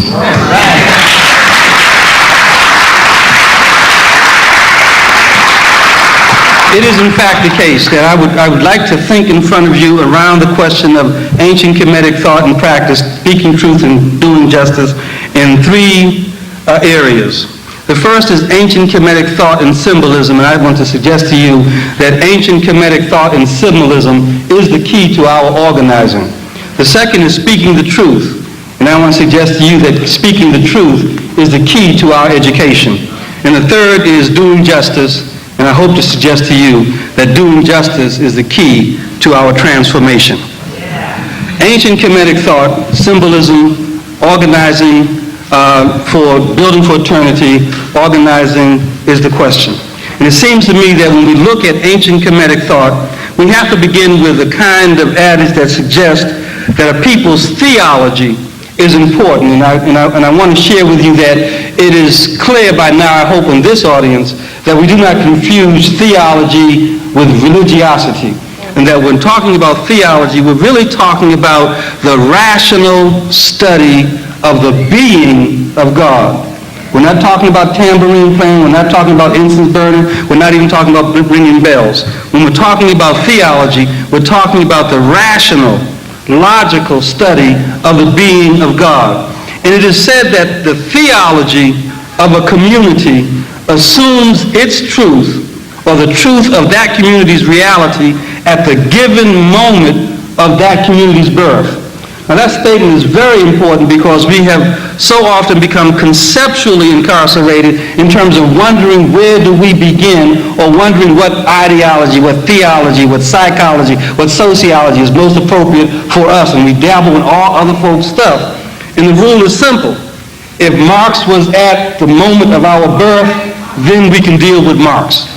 If any other theoretician was at the moment of our birth, then we can deal with that person. As we look at child rearing practice, we look at strategies for revitalizing our community, the simple question to ask is, were they there when we were there? If they were not, we ought to be careful with adopting their theories and their strategies. It is important for us to see that the task of theology has been to study and to analyze the implications of the truth that was established at the moment of our birth. That's our current task, is to determine the implications of the ancient truth. It is not enough to go back and get all this good stuff and talk about how we did this and we did that and how great we were. We have to look at and be very, very thorough in analyzing what are the implications of our ancient and archaic truth for the now.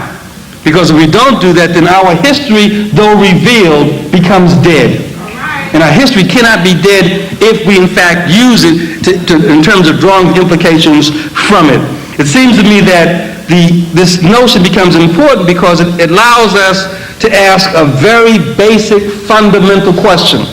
And that fundamental question is, what is our reason for being in the world? That's a question we should put over our babies' cribs. And as we nurse them to development, we should be humming the tune. What is our reason for being in the world? What is the truth of our reality, and how is that truth related to the moment of our birth as a people? It is through symbolism that the ancients gave us the scripture to understand the truth at the moment of our birth. It is through symbolism. It's not through literal word, it's through symbolism. And so we have to begin to struggle with understanding these sort of esoteric and metaphysical and symbolic realms. And even though they seem strange and you can make some sort of statement that you know sounds dumb, but other people think it's profound because you say, I'm dealing with symbolism. But that's not the way we're supposed to deal with this issue. We're supposed to begin to try to struggle to understand what it means to be, because that beingness was established at the moment of our birth. And the ancients taught us that our beingness had two fundamental aspects. And they were really perceptual aspects, in some sense cognitive illusions, but they were perceptual aspects. The ancients taught us that the visible realm was one aspect of being, but equally there was an invisible realm that was the other aspect of being. And it's because we've been following gods not of our own that we've limited ourselves to dealing only in the visible. And when we talk about the invisible, it becomes spookism. It becomes that's sort of like occult stuff, and we don't want to deal with that when we're scientific or we're revolutionary, we're whatever, but we can't deal with that invisible stuff. But the ancients weren't talking foolishness. They were essentially arguing for us that the visible realm is the mortal, is the physical, and that the invisible is the immortal, is the spiritual. It is the visible that is thingness. It is the invisible that is no thingness. It is that nothingness, the no thingness, that is the spiritual. And our ancestors taught us that the visible and the invisible are actually one and the same, even though the invisible is far greater than the visible. What that says in sort of a very practical way is that this is me. This is me. But it is the we that is far greater than the me. That the me and the we are one and the same, even though the we is far greater than the me. We have to begin to look and conceptualize ourselves in a way that talks about that my visible me is related to the invisible spiritual we. So that as I see the black woman, I see the invisible me in her. I can't demean, dominate that which is me. As I see the black man, I can't be dissing the brother. So there's another brother.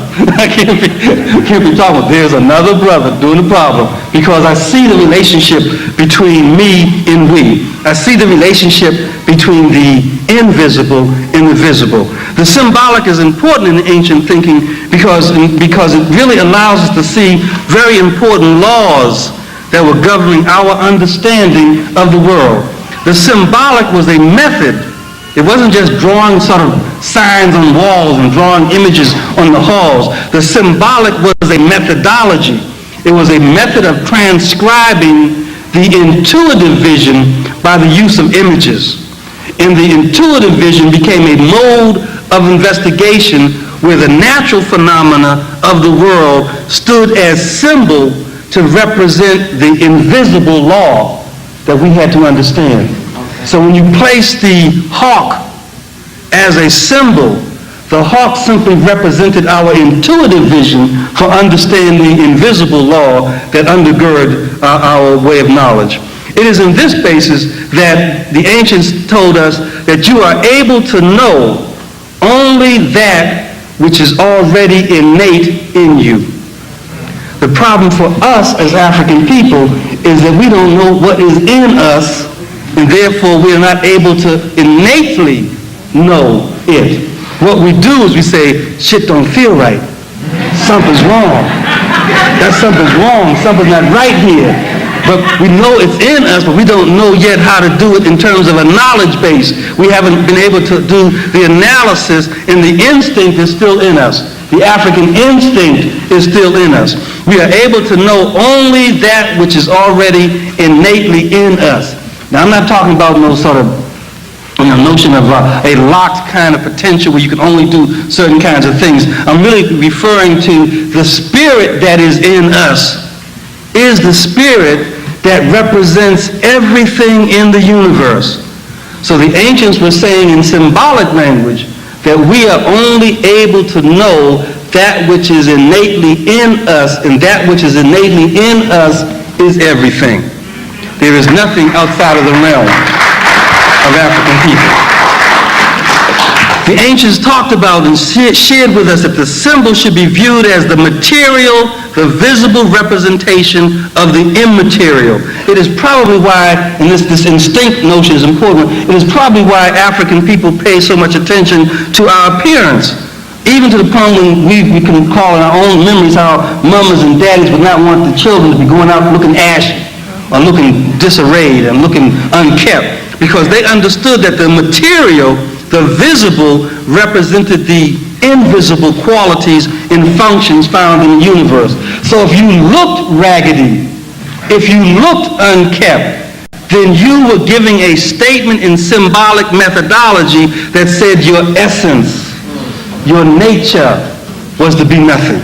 And so even though our grandmamas and grandfathers wouldn't talk about ancient Kemet or talk about being African people, they were engaged in a praxis that demonstrated they understood intuitively, innately, all that there was to know about the universe. And as they polished us up, literally put Vaseline on our first day of school. Didn't have no Vaseline, you'd look over your shoulder and get a little lard so no one see it and use that. But they polished us up and sent us off to school because they were making a statement. They were making an ancient African statement of praxis that said, if my child is glowing, is visibly demonstrating the spiritual essence of power, there is nothing that he cannot or she cannot accomplish. And so they expected excellence from us because they had already manipulated and engaged in the African praxis of symbolism. It is in this context that we go to the ancient texts and we even see not only the symbolic but the language that teaches us that it is our way, the way of the ancient African mind, that allows us to begin to talk about understanding our way. It is from the book of Knowing the Evolutions of Ra that the god Nebuchadnezzar records the creation of the birth of the gods.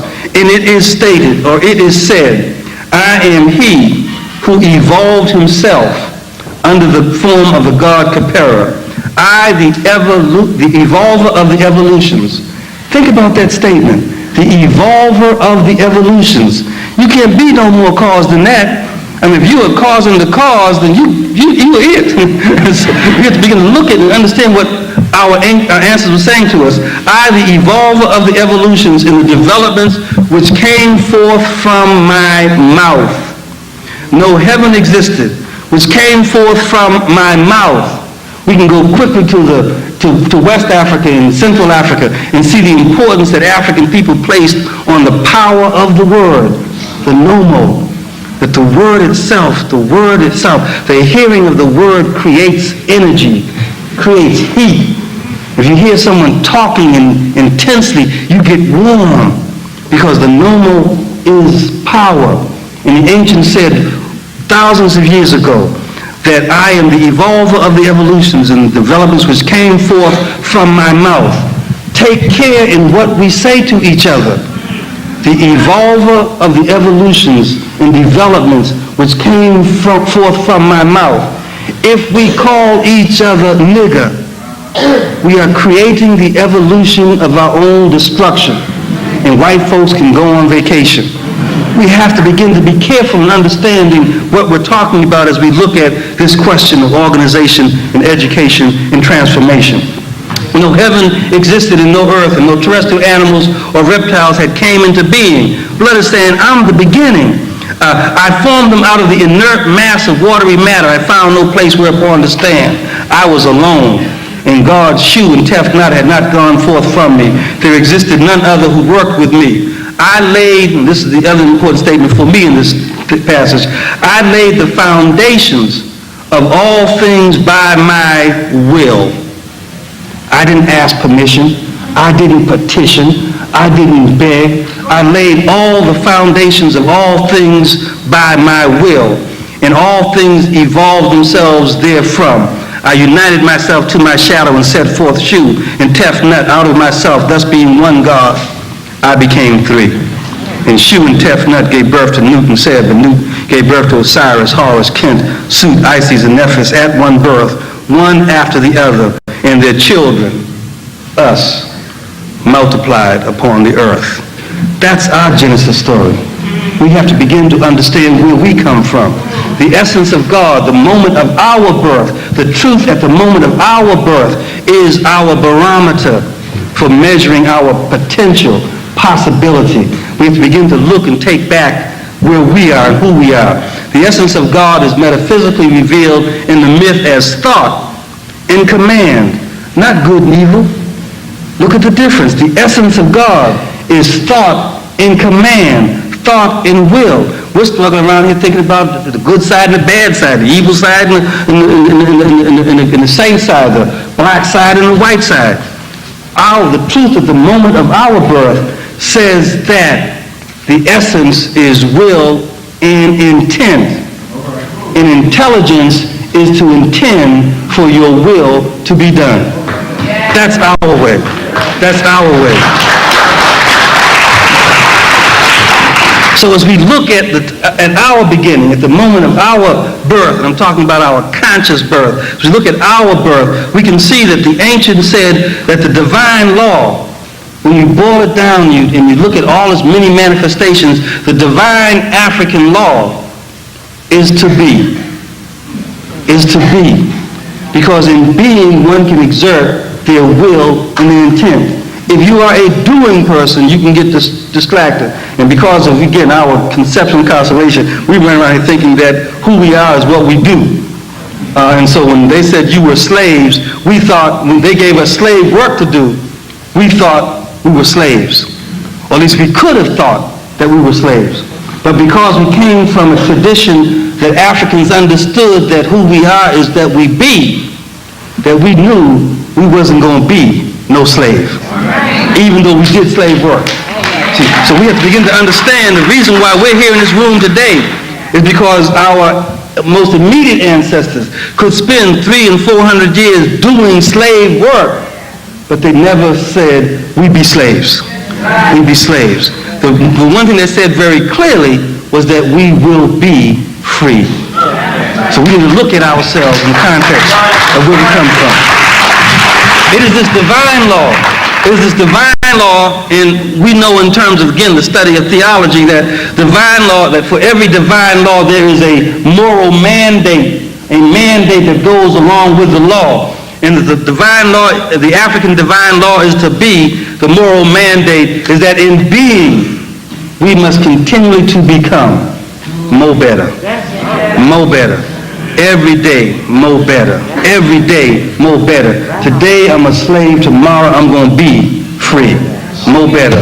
More better. So we have to look at our way and begin to see that it is inscribed in the symbolic methodology of our culture. It is, in fact, that symbolic methodology that allows us, we start thinking symbolically, that allows us to begin to see our history in different ways. The notion of transformation in the African tradition, the ancient Kemet, was called sometimes the alchemical process of transformation to perfectibility. That the charge of life, of being more better, is to move in every aspect of life from a lesser material being to a greater spiritual being. And this greater spiritual being, I mean, you're going to get invisible and fly off. The greater spiritual being meant that you were going to be in tune with the natural energy, the divine law of the universe. And it's when you are in tune with the natural law, the divine energy of the universe, there is nothing that one cannot do. It is the symbolic methodology that allows us to think a different way. And that's part of the struggle that I think that we're still in. We're approaching and marrying and working and having relationships with ancient data. But we're not thinking in the way of the ancients who created that data.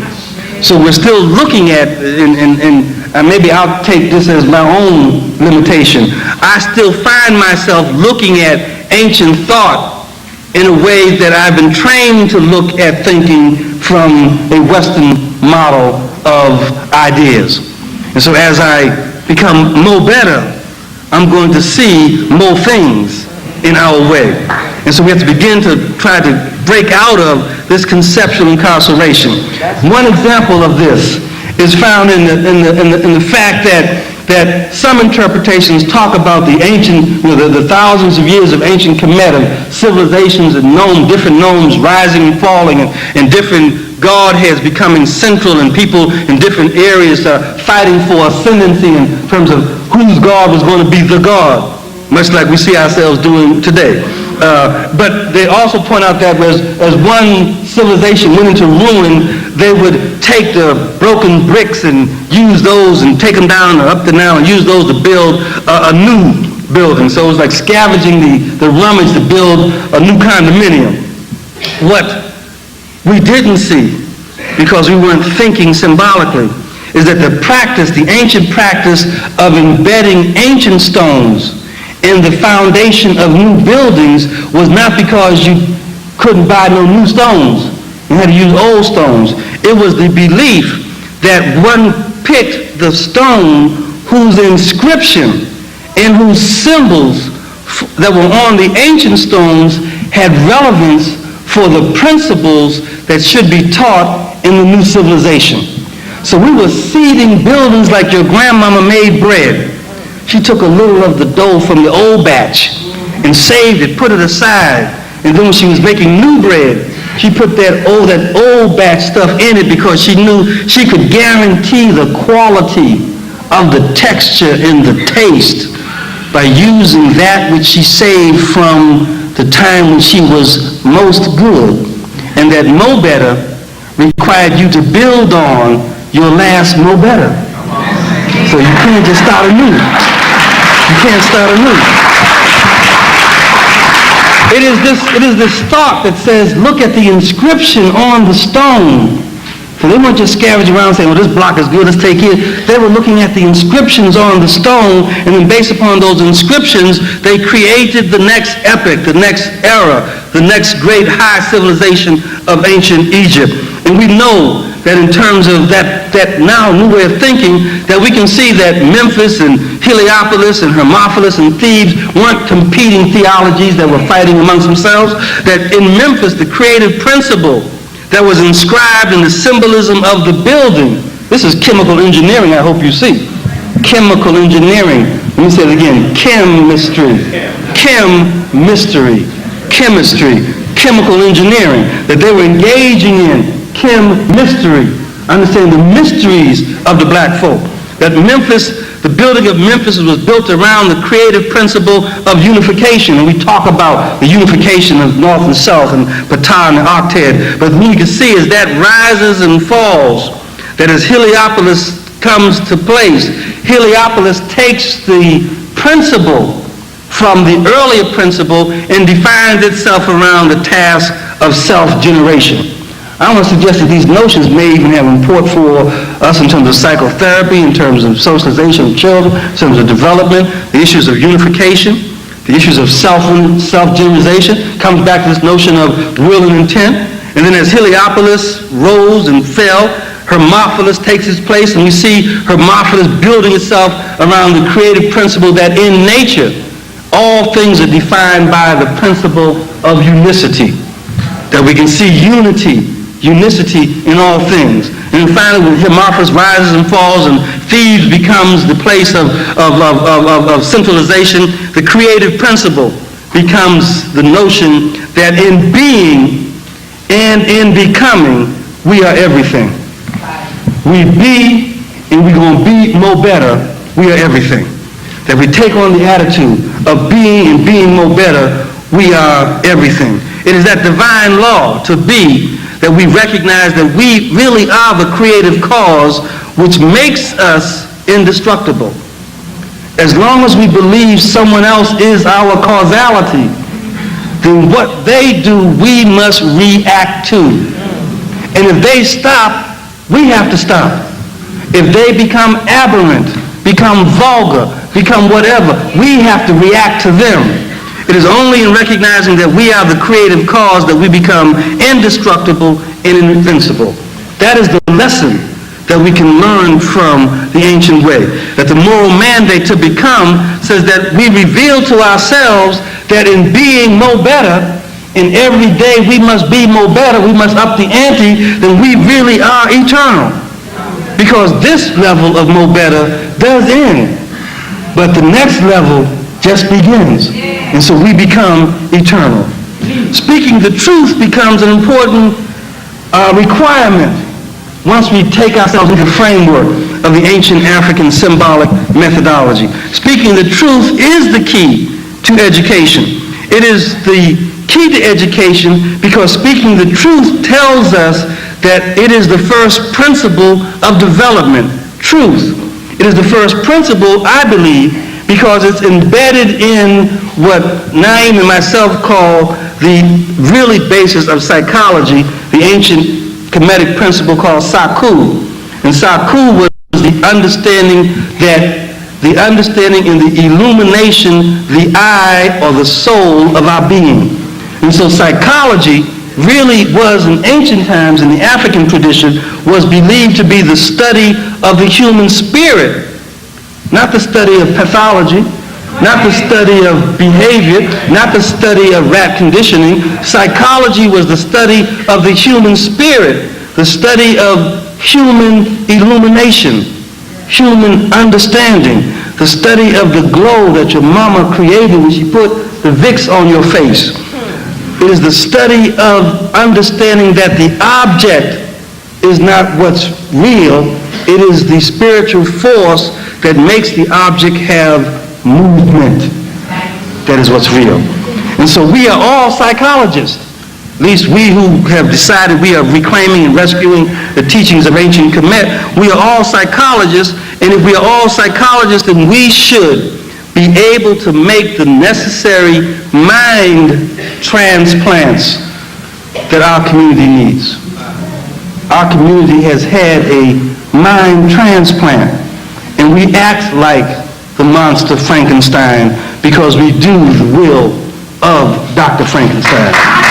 So we have to, so our job, it seems to me that our job is to engage in a praxis that allows us to recenter into our being the mentality of the African way, to do a mind transplant.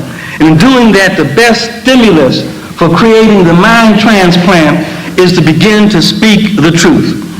We cannot speak the truth without without beginning our conversation, at least in this place, by recognizing that all the negativity, all the deviance, all the aberrance, all the scars and ugliness we see in the African community are not our nature, but are the consequences of the singular ideological system of white supremacy.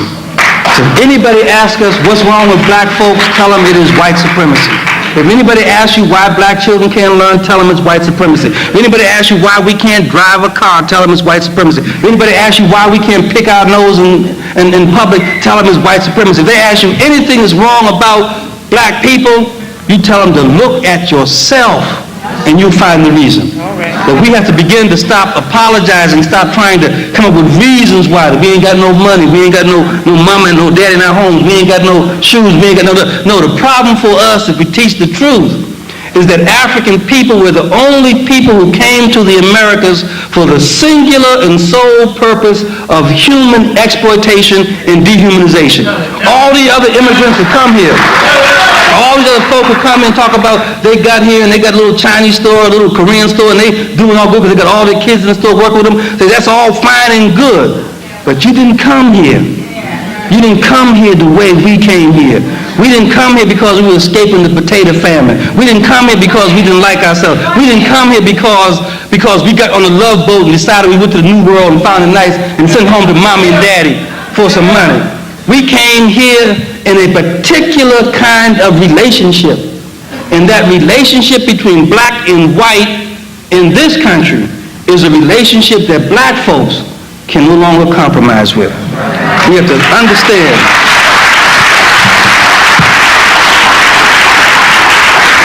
In speaking the truth as part of our theme, in speaking the truth, we must teach our children that they can't compromise in any way with those whose original and permanent intent is the destruction of our humanity. We can't engage in polite conversation about the peculiar inferiority of black people.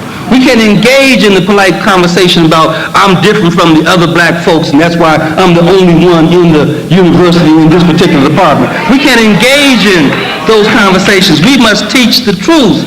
We must speak the truth, and we must speak the truth that says the direct and indirect subjugation of all black people by white people is the basic purpose of their existence. That they in fact define themselves, define us as being only of value to the extent and to the degree that we are pleasing and serve their interest. And we engage in that. We tap for them, we dance for them, we entertain them. We even allow our emergence of blackness to become a fad. And as we begin to take on the accoutrements of Africanity, we don't spend the time to educate our children that wearing kente or the African shield is nice, but it is not decoration we're talking about. There is substance. There's a visible and an invisible. And that as you wear the visible,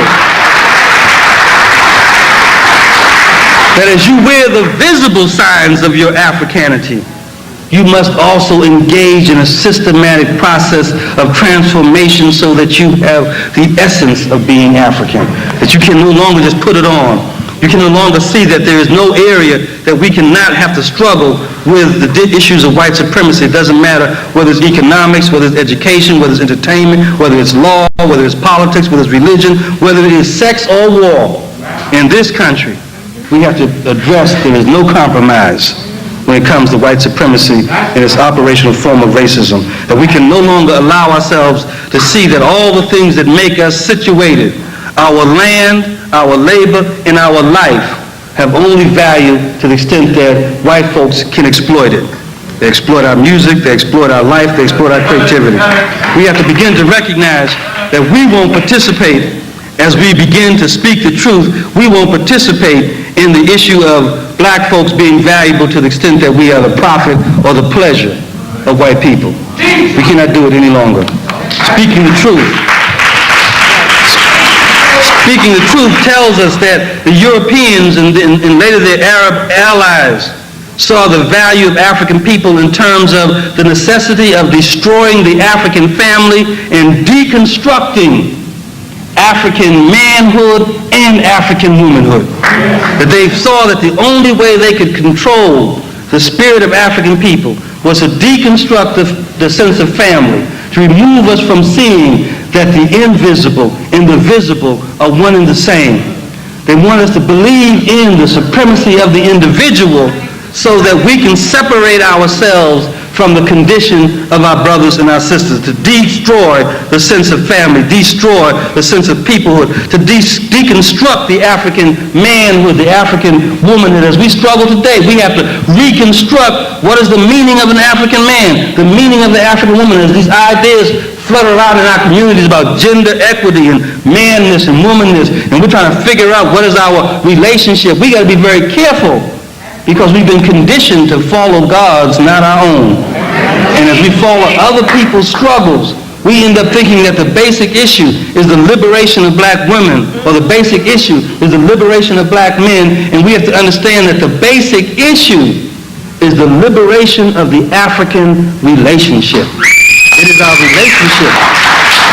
It is our ability.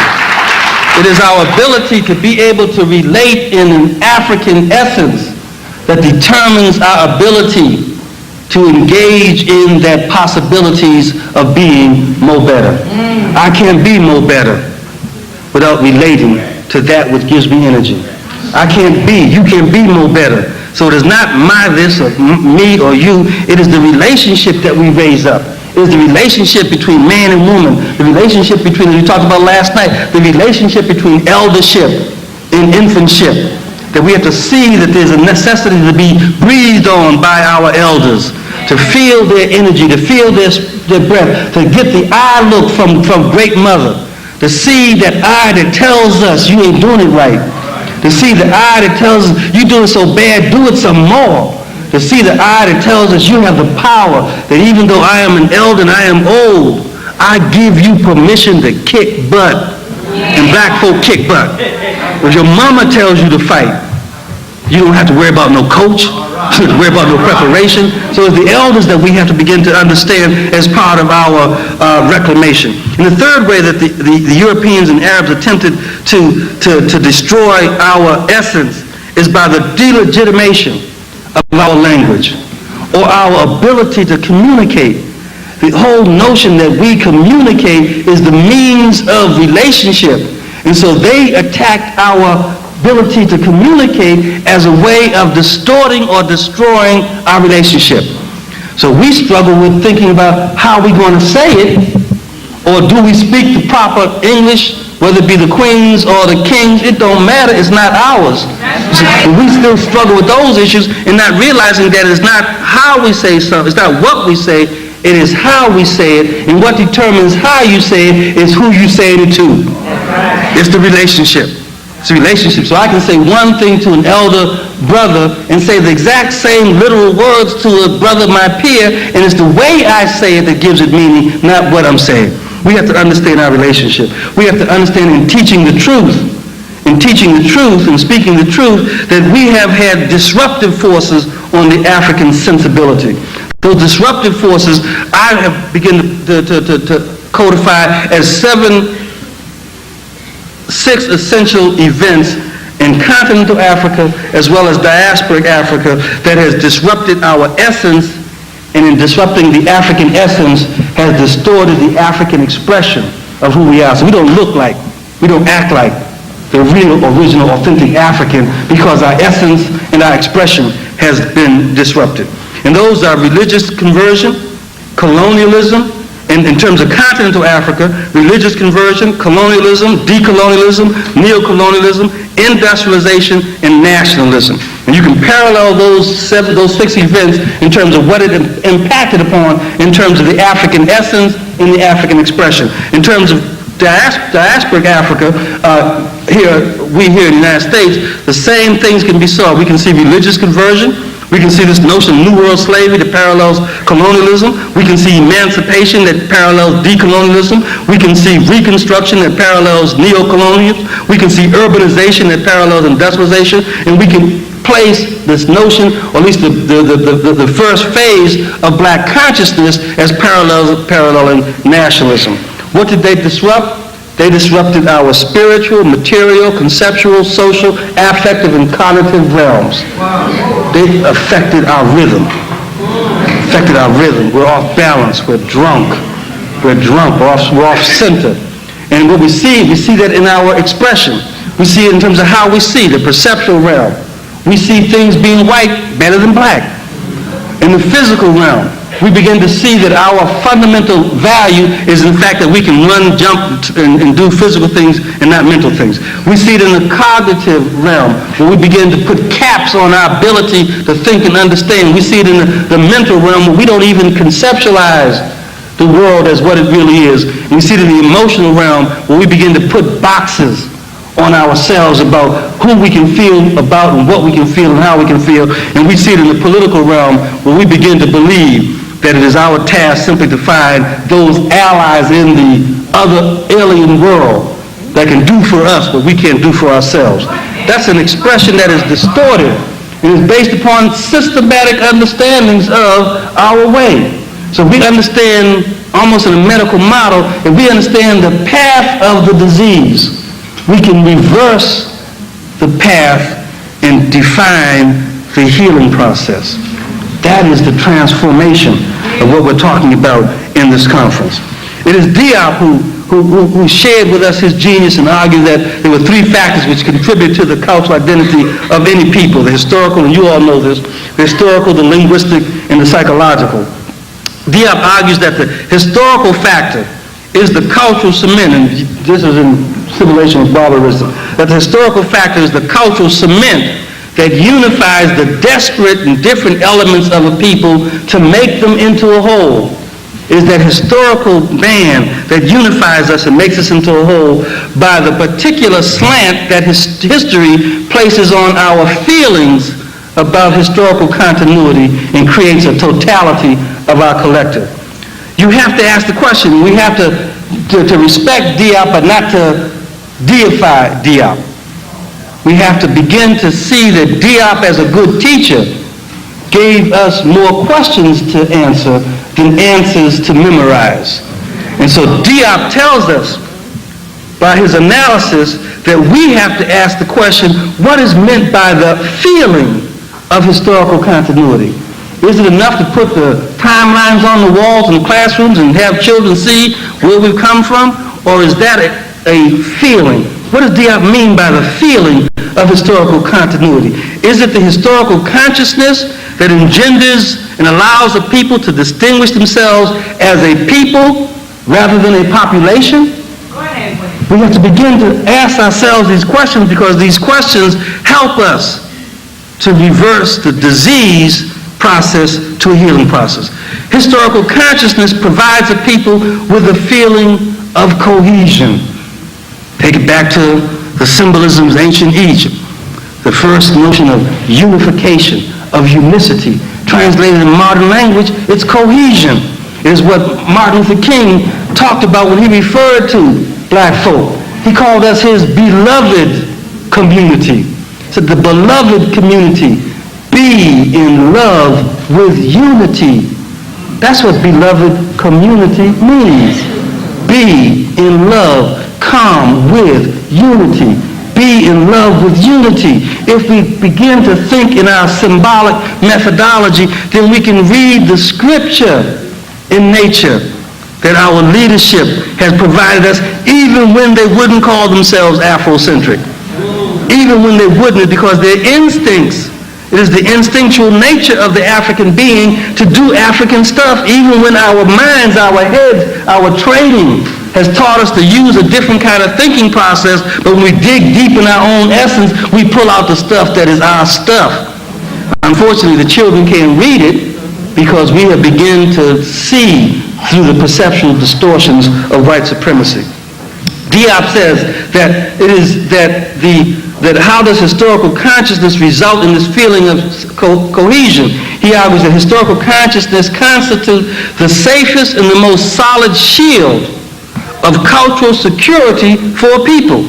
Now that sounds good. I like that. I can use that. Historical consciousness constitutes the safest and most solid shield, put out in front of me, of cultural security for our people. But as the master teacher, Diop is really telling us, you have to answer, what is cultural security?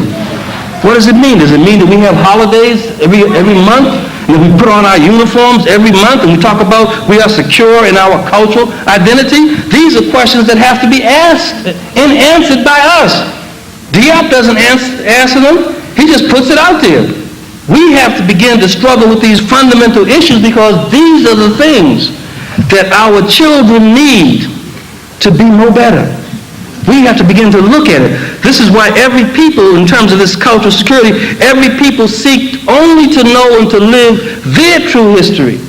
No other people give voice to the truth of someone else's history, except us. Except us. We teach about George Washington's lie and Abraham Lincoln's illusions. We teach other people's history. No other people do that. No other people teach the truth of someone else's history. And we sit in shame and silence when we raise up the question of African-centered education, and people try to challenge us, and we forget that the basis of our education is truth. Is truth. We're not saying that we got to have African stuff because it's African people. We're saying that African-centered education is the only education that teaches the truth of the African experience to African people. And no other people have to apologize for that.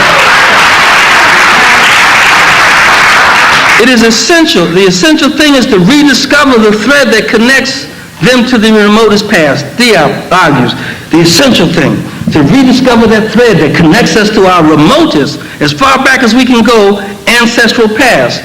What is the essential thing? That's what we have to ask. And we can't deify Diop. We can't just say Diop's there and we got it and we can go now. Diop is a master teacher. He's giving us more questions on the exam than study guides. See, so we have to answer the questions. The most efficient cultural weapon with which a people can arm itself is historical continuity. Diop gives us that. We have to keep that in mind, but we have to also answer the questions that are there.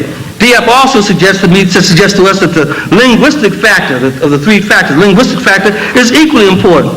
He suggests that the linguistic factor is the constituent element of cultural personality and cultural identity.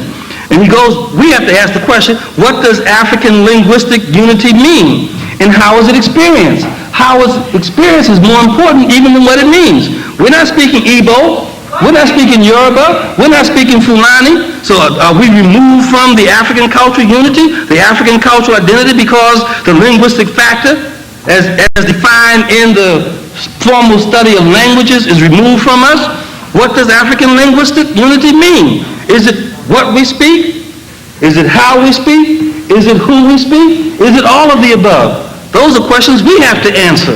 Diop doesn't give that to us, and scholarship hasn't given to us, and we're not going to find that in the psycholinguistic literature in the academy. That's our challenge. Our challenge is to define these things. The one thing that I offer as a contribution is the definition of power. Power is the ability to define reality and to have other people respond to your definition as if it were their own. We have to take the power.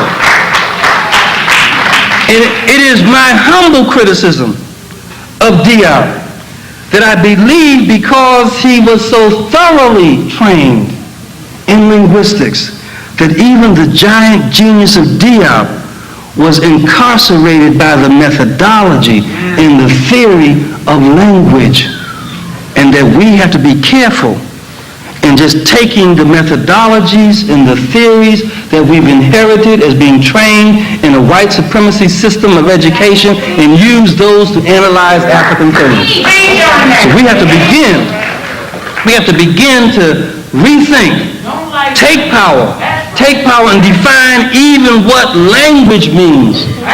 Define what language means, define what the relationship means. The third principle that Diop shares with us and guides us through is the psychological factor. And you obviously know that when I got to the psychological section, I was really interested here. Diop says that the psychological factor is traditionally grasped in the qualitative way through which literature is presented. especially poetry. And he suggests that it is this qualitative way through which literature is grasped that the other two factors, history and linguistics, are susceptible to rigorous scientific analysis. I think that Diop, again with all due respect, Diop may have been blinded by his own personal opposition to the negritude poets, who begin trying to develop a notion of the African personality through the literature and the poetry of the African spirit, and not the illumination and the understanding of the African soul. And so when he did that, he...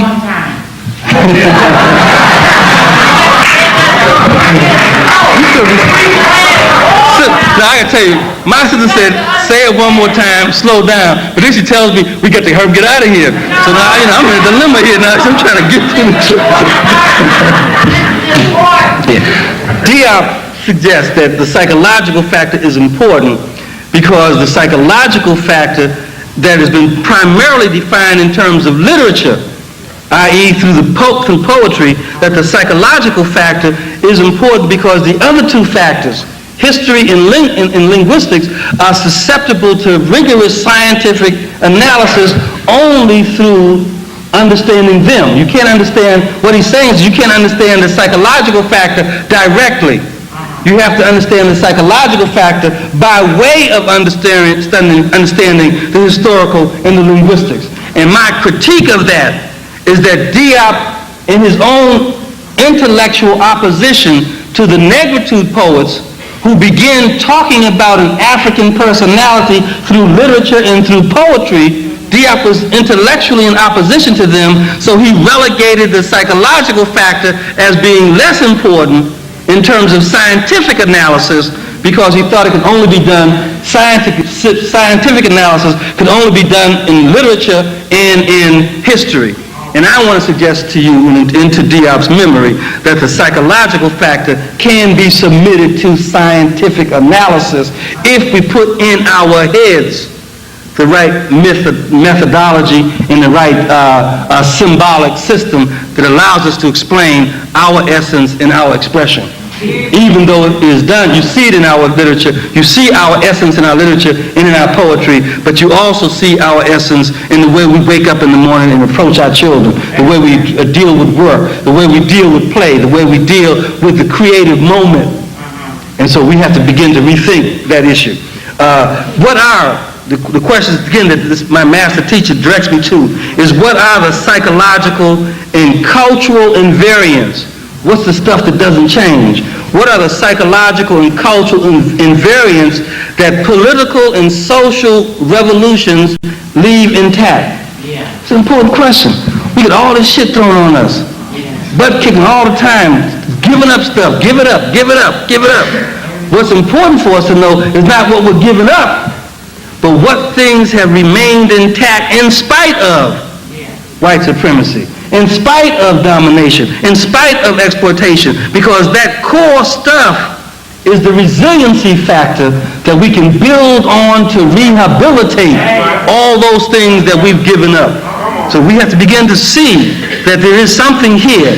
Diop asks in the light of Africa becoming more individualistic, and when Diop in his writing talks about Africa becoming more individualistic, we can talk about the whole African world becoming more individualistic. And he asked the question, how can one explain the feeling of cultural identity through this permanent change? I raised the question. Diop is telling us that there's a permanent change as the consequence of our domination and exploitation? Or is the African way to say that change is continual? We're going to be more better. So maybe there was not a permanent change in the African beingness. There is a momentary stagnation in our development. And when we're standing still, we think we are permanently changed. But as we think, we can begin to reconceptualize ourselves and think in a different way. So I conclude that the historical and linguistic factors, and I kind of turn perception upside down and suggest that the historical and linguistic factors really constitute the coordinates or the reference points in relationship to our psychic changes. You can analyze our history and our language as a barometer for measuring our psychic changes. We are the illumination. As we go through destructive systems of exploitation, we no longer glow. And so the historical moment of exploitation dulls the African spirit. What we see is the dulling of the African spirit, and we see that through the historical moment. What we have to do is not talk about the historical moment, but talk about what kind of historical conditions must we create in order to re-illuminate the African spirit. We have to begin to think through these things in a way that gives us keys to action. Keys, if you will, to doing justice. Doing justice. The analysis is not important if it doesn't lead us to the point of doing justice. It is in our tradition that again we return to the moment of our birth. Because in returning to the moment of our conscious birth, we understand the question of what is our purpose in this world. The ancients told us that doing justice was really part of the symbolism of Ma'at. And that the symbolism of Ma'at speaks to truth, justice, righteousness, harmony, balance, propriety, and order.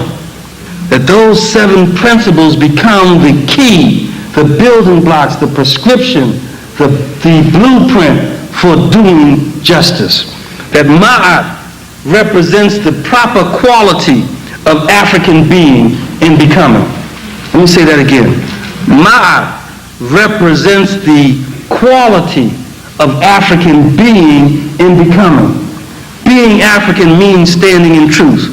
Being African means just, righteousness, harmony. Being African means due balance, due propriety, due order. I always point out the fact that propriety is an important one because even in our doing Ma'at, or doing justice, if you will, in our communities when the bum and the derelicts and the brothers got on the corner who had no job and had really sort of become the outcast of the community and were drinking out of the dirty, nasty wine bottle and using vulgar language, when the sister walked by, the bum said, "Oops, excuse me, ma'am. Excuse me, ma'am," because the bum, the derelict, understood doing justice.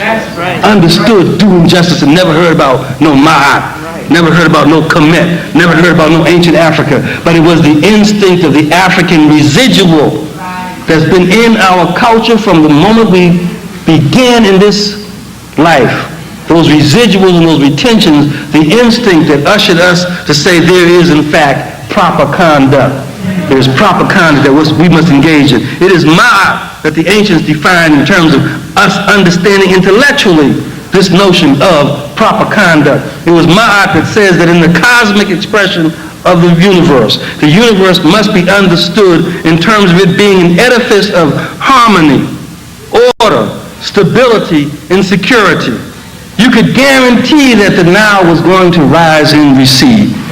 That's understanding stability and security. It was Ma'at that understood, that the ancients taught us to understand that the metaphysical realm, the metaphysical expression, is to recognize that behind everything, behind the visible, is in fact the invisible that speaks to uprightness, that speaks to righteousness, that speaks to truth, that speaks to justice. As we see the behavior out front, we see the behavior out front, but we have to get behind the behavior to see whether it is in fact righteous.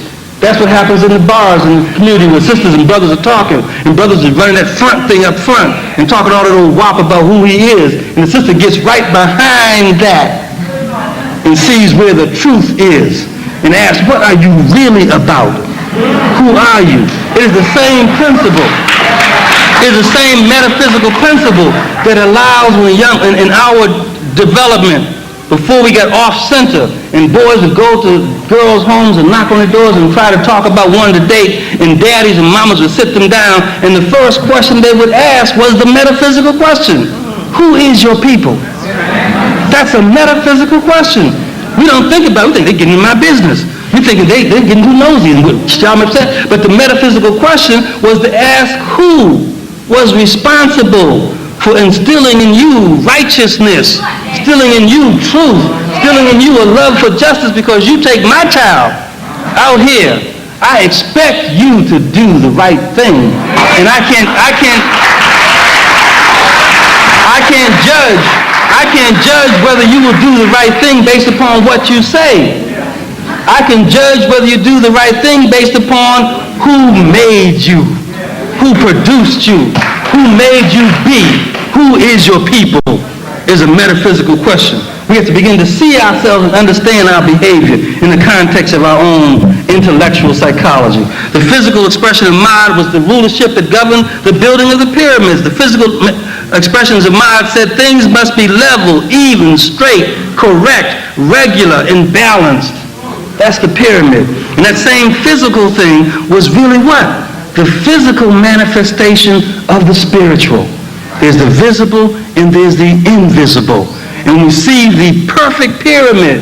We're seeing a people saying, I am giving to the world, a symbol that represents who we are. Take that and try to distort it because we built it not for today, but for eternity. We have to understand.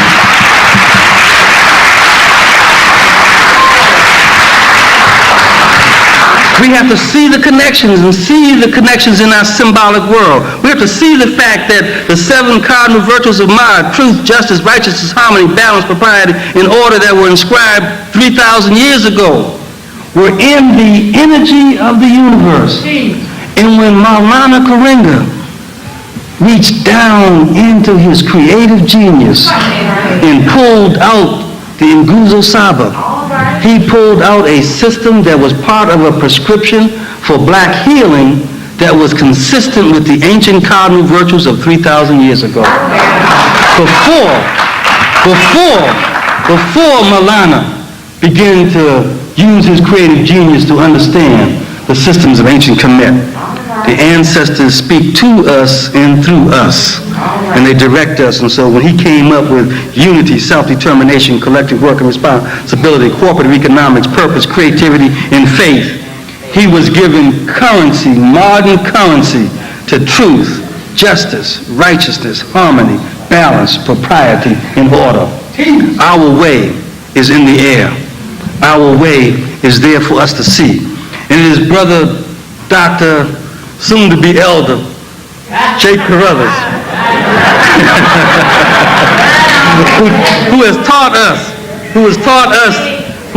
that doing justice can be seen and prescribed in the 3 basic positions of the African-centered movement. And Jake says to us that the African-centered movement ascribes to the belief that there is a universal, distinct African worldview, which should be the foundation for all African spiritual, psychological, intellectual, social, political, economic, and artistic development. It is that belief in a distinct African worldview that when we talk about doing justice, we can look at the path of time and see that in ancient Thebes, our ancestors said that Amun, the god Amun, or the force Amun, was the power of God, the generative capacity. And as we move from North Africa and go to the Bantu peoples of South Africa, we see our people saying that Ntu was the force of God, the thing that gives us the universal African worldview. And as we move from South Africa to the Dogon people of Central Africa, the Dogon teach us that the Nomo was the vital force of God, the Word, that allows us to see the universal African worldview. And as we move from Central Africa to West Africa, we see the Akan people telling us that the cry was the divine breath of God. The consistency is over and over again. And as we leave the continent of Africa and go to the land of the Busa people, Black USA, blacks in the United States of America, as we move to the land of the Busa people, in North America, we see that the Busa people told us before we got off our center, they told us that the essence of being is that the black man, the black woman has to have soul, heart, soul, And when white folks take it, we get confused and begin to engage in stuff like blue-eyed soul and blonde-eyed soul. We cannot compromise our essence by sharing it with someone else. The fact of the matter,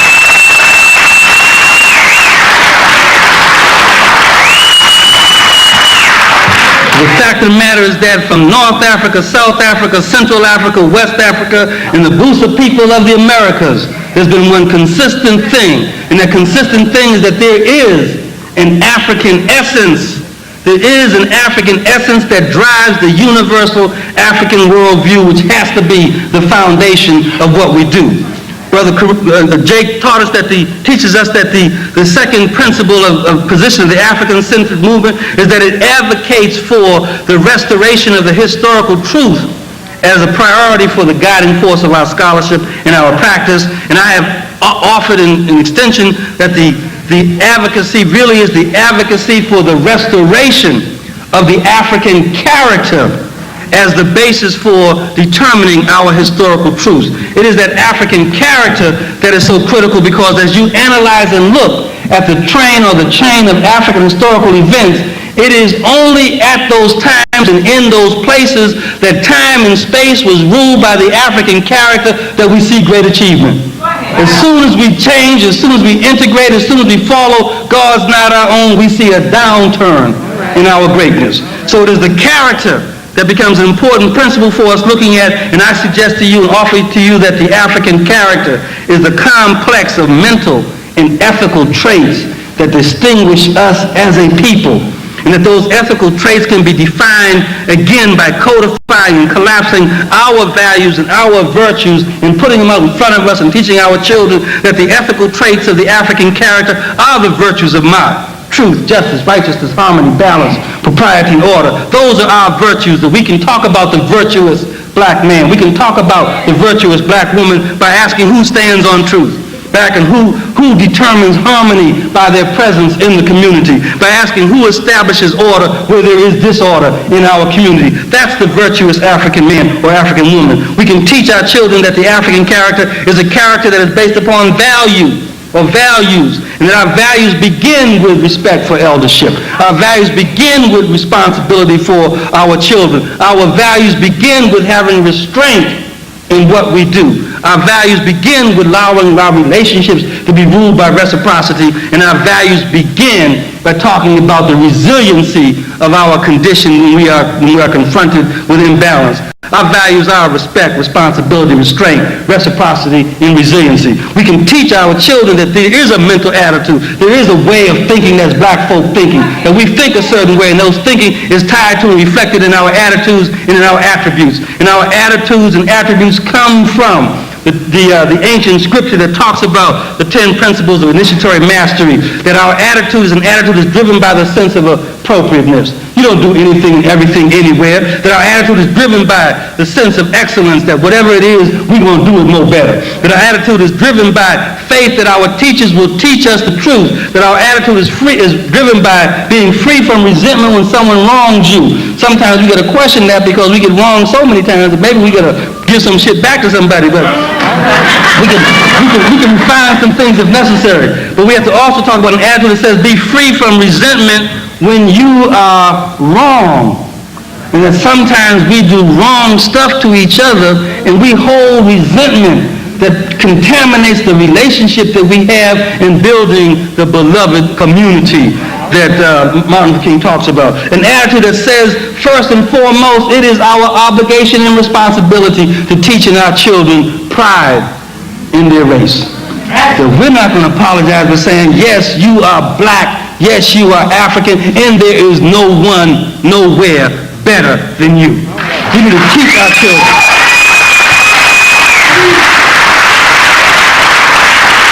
We need to teach our children to have what Marcus Garvey used to call race men and race women, race pride. We need to see that as part of our obligation for creating and manipulating and massaging the mental attitudes that represent the African way. And ultimately, we have to teach an attitude in our people that as they become more better and become the more better person that's around, that in being more better, they must also be humble in the face of their community. That we can never let our know better separate us from our community. That humility is part and parcel of the African mental attitude as we create the African character. The attributes that are important that we've identified and used in our teachings and work in the African community, the attributes that are part of the mental traits are attributes of mastery, not just learning, mastery. And again, in the 10 principles of restorative mastery, the first mastery is mastery of one's own thought. We have to stop thinking like white people. We have to stop placing white people up in deification. The attack that I enjoyed by hanging out with Lenin is that I suggested in one discussion that Greek philosophy is vomit, and we should stop being the vomit drinkers. Now, let me take a minute to explain that, because if you don't think symbolically, you just think that I'm talking about this stuff is funky and nasty. If you understand that anytime the body goes into a new environment, its digestive system and its dietary habits become shocked by the new texture and the new quality of the substance that it must intake. And when you intake that substance and it is new to you, you either have diarrhea or you vomit until your system gets acclimated to the richness of the new substance. When Greece went into Africa under affirmative action programs, they took a rich diet of intellectual abilities in their system. The paleness of their system could not accommodate the richness of our diet, and so they began to vomit. And when they vomited, what the world received was Greek philosophy. Now,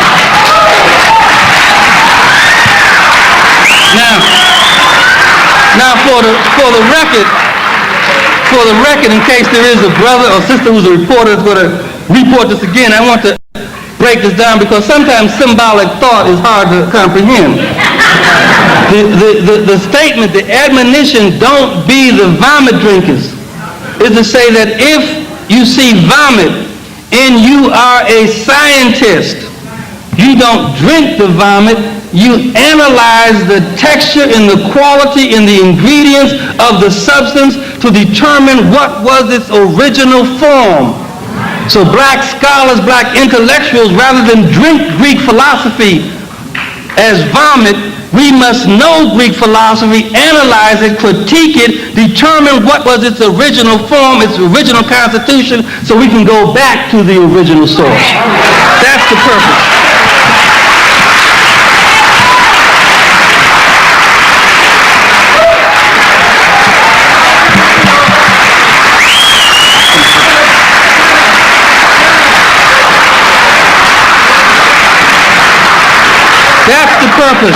That's the purpose of our scholarship. Our scholarship is to recognize that there is no substance, no state, no condition that we cannot master and understand, and if it is our pleasure to determine how it was derived based upon its connection to the original thing of all things, which is the African way. The attributes of the African mental trait then is to have the cognitive flexibility to be able to deal with all that which is Western thought, and at the same time go to the left side and deal with that which gave birth to Western thought, and don't see them as antithetical or opposite continuums. That Western thought is truly the thinking of children, and that if we are to reclaim our position as the parents and the adult in the continuum of humanity, then we must begin to think as adults. And we see our children having temper tantrums because they cannot express themselves in a way that we as adults are accustomed to. We don't say that ours is in opposition to the child. We simply recognize that the child is immature. We don't have to talk about white thought being in opposition to black thought, because that's not true. That white thought is infantile thinking.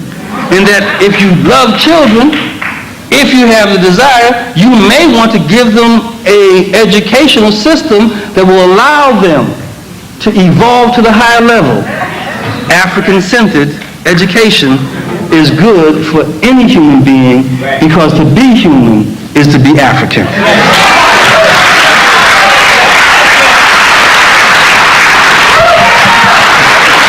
And the final two attributes that I would like to offer to you, or the final three attributes that are part of our mental trait, is courage, is an attribute.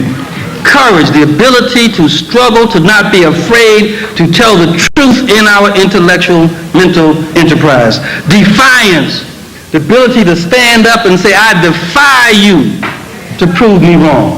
But the issue that we can take from the methodologies and the epistemologies of the Western world is that we can always throw to them the no. I argue that Africa is the origin of humanity. If you think that is wrong, then I will recast it as the null hypothesis and suggest that you simply disprove it. I don't have to prove it. I do not scientifically have to prove it. You have to disprove it. That is defiance. And the final attribute is integrity. That we must, in our beingness, in our becoming, see as a mental trait, integrity. Integrity, to be able to stand upright, to be able to not compromise on the truth, to be able to say, I will not even mask it and make it palatable in mixed company. The truth is the truth, wherever we find it. It is the African-centered movement that collapsed these notions that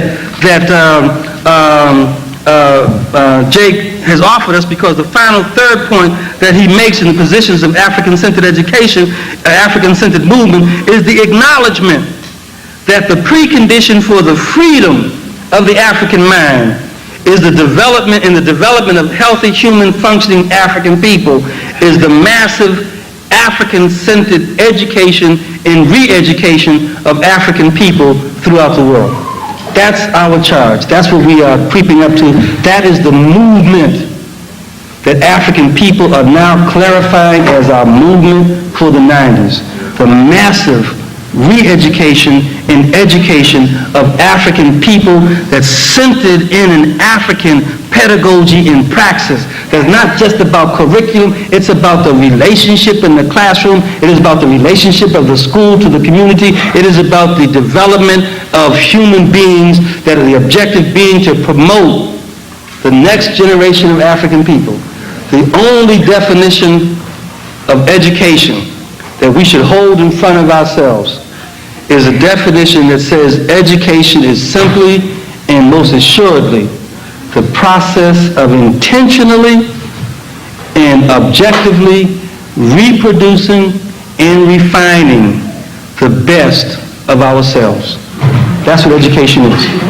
Reproduce and refine the best of ourselves. If we look at our grandchild and we can't see a refinement of our great-grandfather, we have done miseducation. If we allow an educational system to educate our children so that when they come home, we do not recognize them as a refinement of the best of ourselves, we have submitted our children to genocide. We have to understand what it's about. The intent of education is to reproduce and refine the complex of mental and ethical traits which signify the distinctive quality of African people, in which in turn maximize our human functioning and our human potential. The purpose of education is simply and straightforwardly, in my estimation, self and social sovereignty, rulership. The purpose of education is not to get a good job. The purpose of education is not to be able to get you somewhere in the suburbs with the aliens. The purpose of education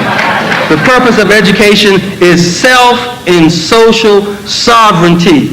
Education for mastery, education for rulership, education for governance relative to self, family, community, society, and the world.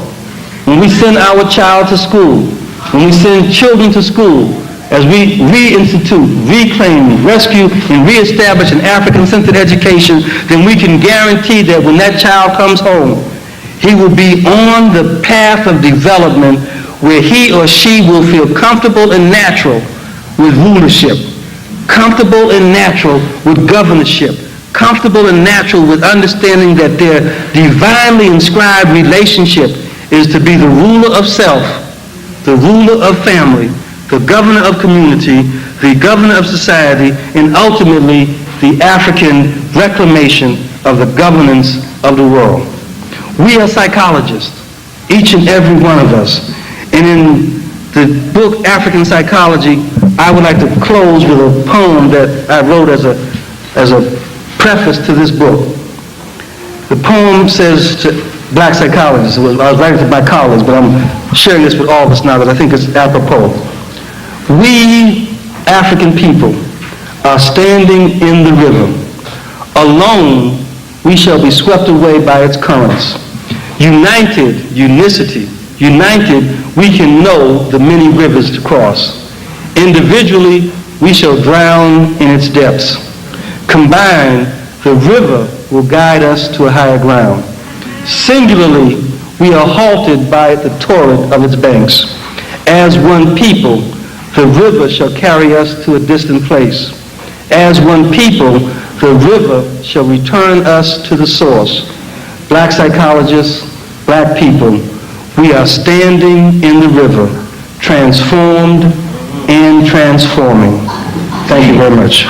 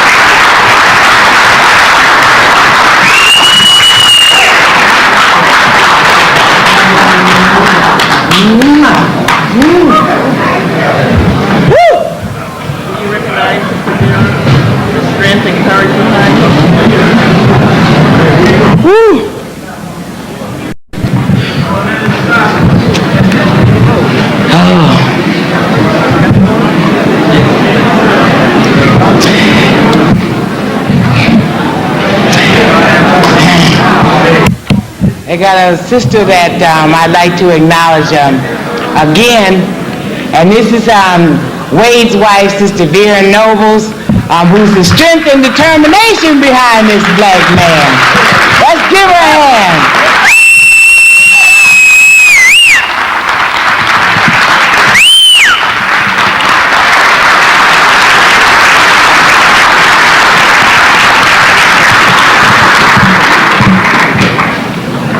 On behalf of Dr. Clark, Dr. Crothers, Sister Keffa, Sister Franklin, Sister Eileen, and our other distinguished elders, we'd like to also recognize a few people in the audience.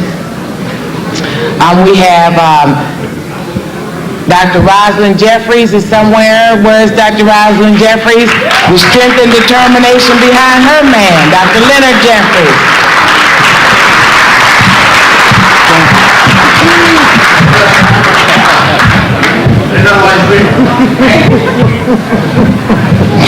You can tell I've been here a long time. They know I need my glasses. I was going, what? There's another strong sister in the audience I'd like to recognize. Dr. Patricia Newton, SecMet. Where you at, SecMet? Paving the way, the African defender in the Baltimore area. We also have another distinguished guest, Reverend Walter McCray. He's from Chicago. He's the author of Black Presence in the Bible, 2 volumes. We also have Mr. Anthony Browder from Washington, D.C., the Browder Files. We have Dr. Sharshi McIntyre, Dr. Obati Shaka, both will be presenting tomorrow.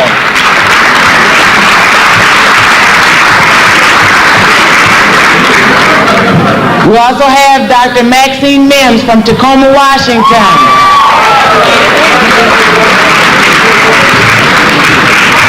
And there are many, many more, too numerous to mention. And to all of you brothers and sisters, this is the time in the program that we're to have the summation. But I must say that Dr. Wade Nobles has said it all.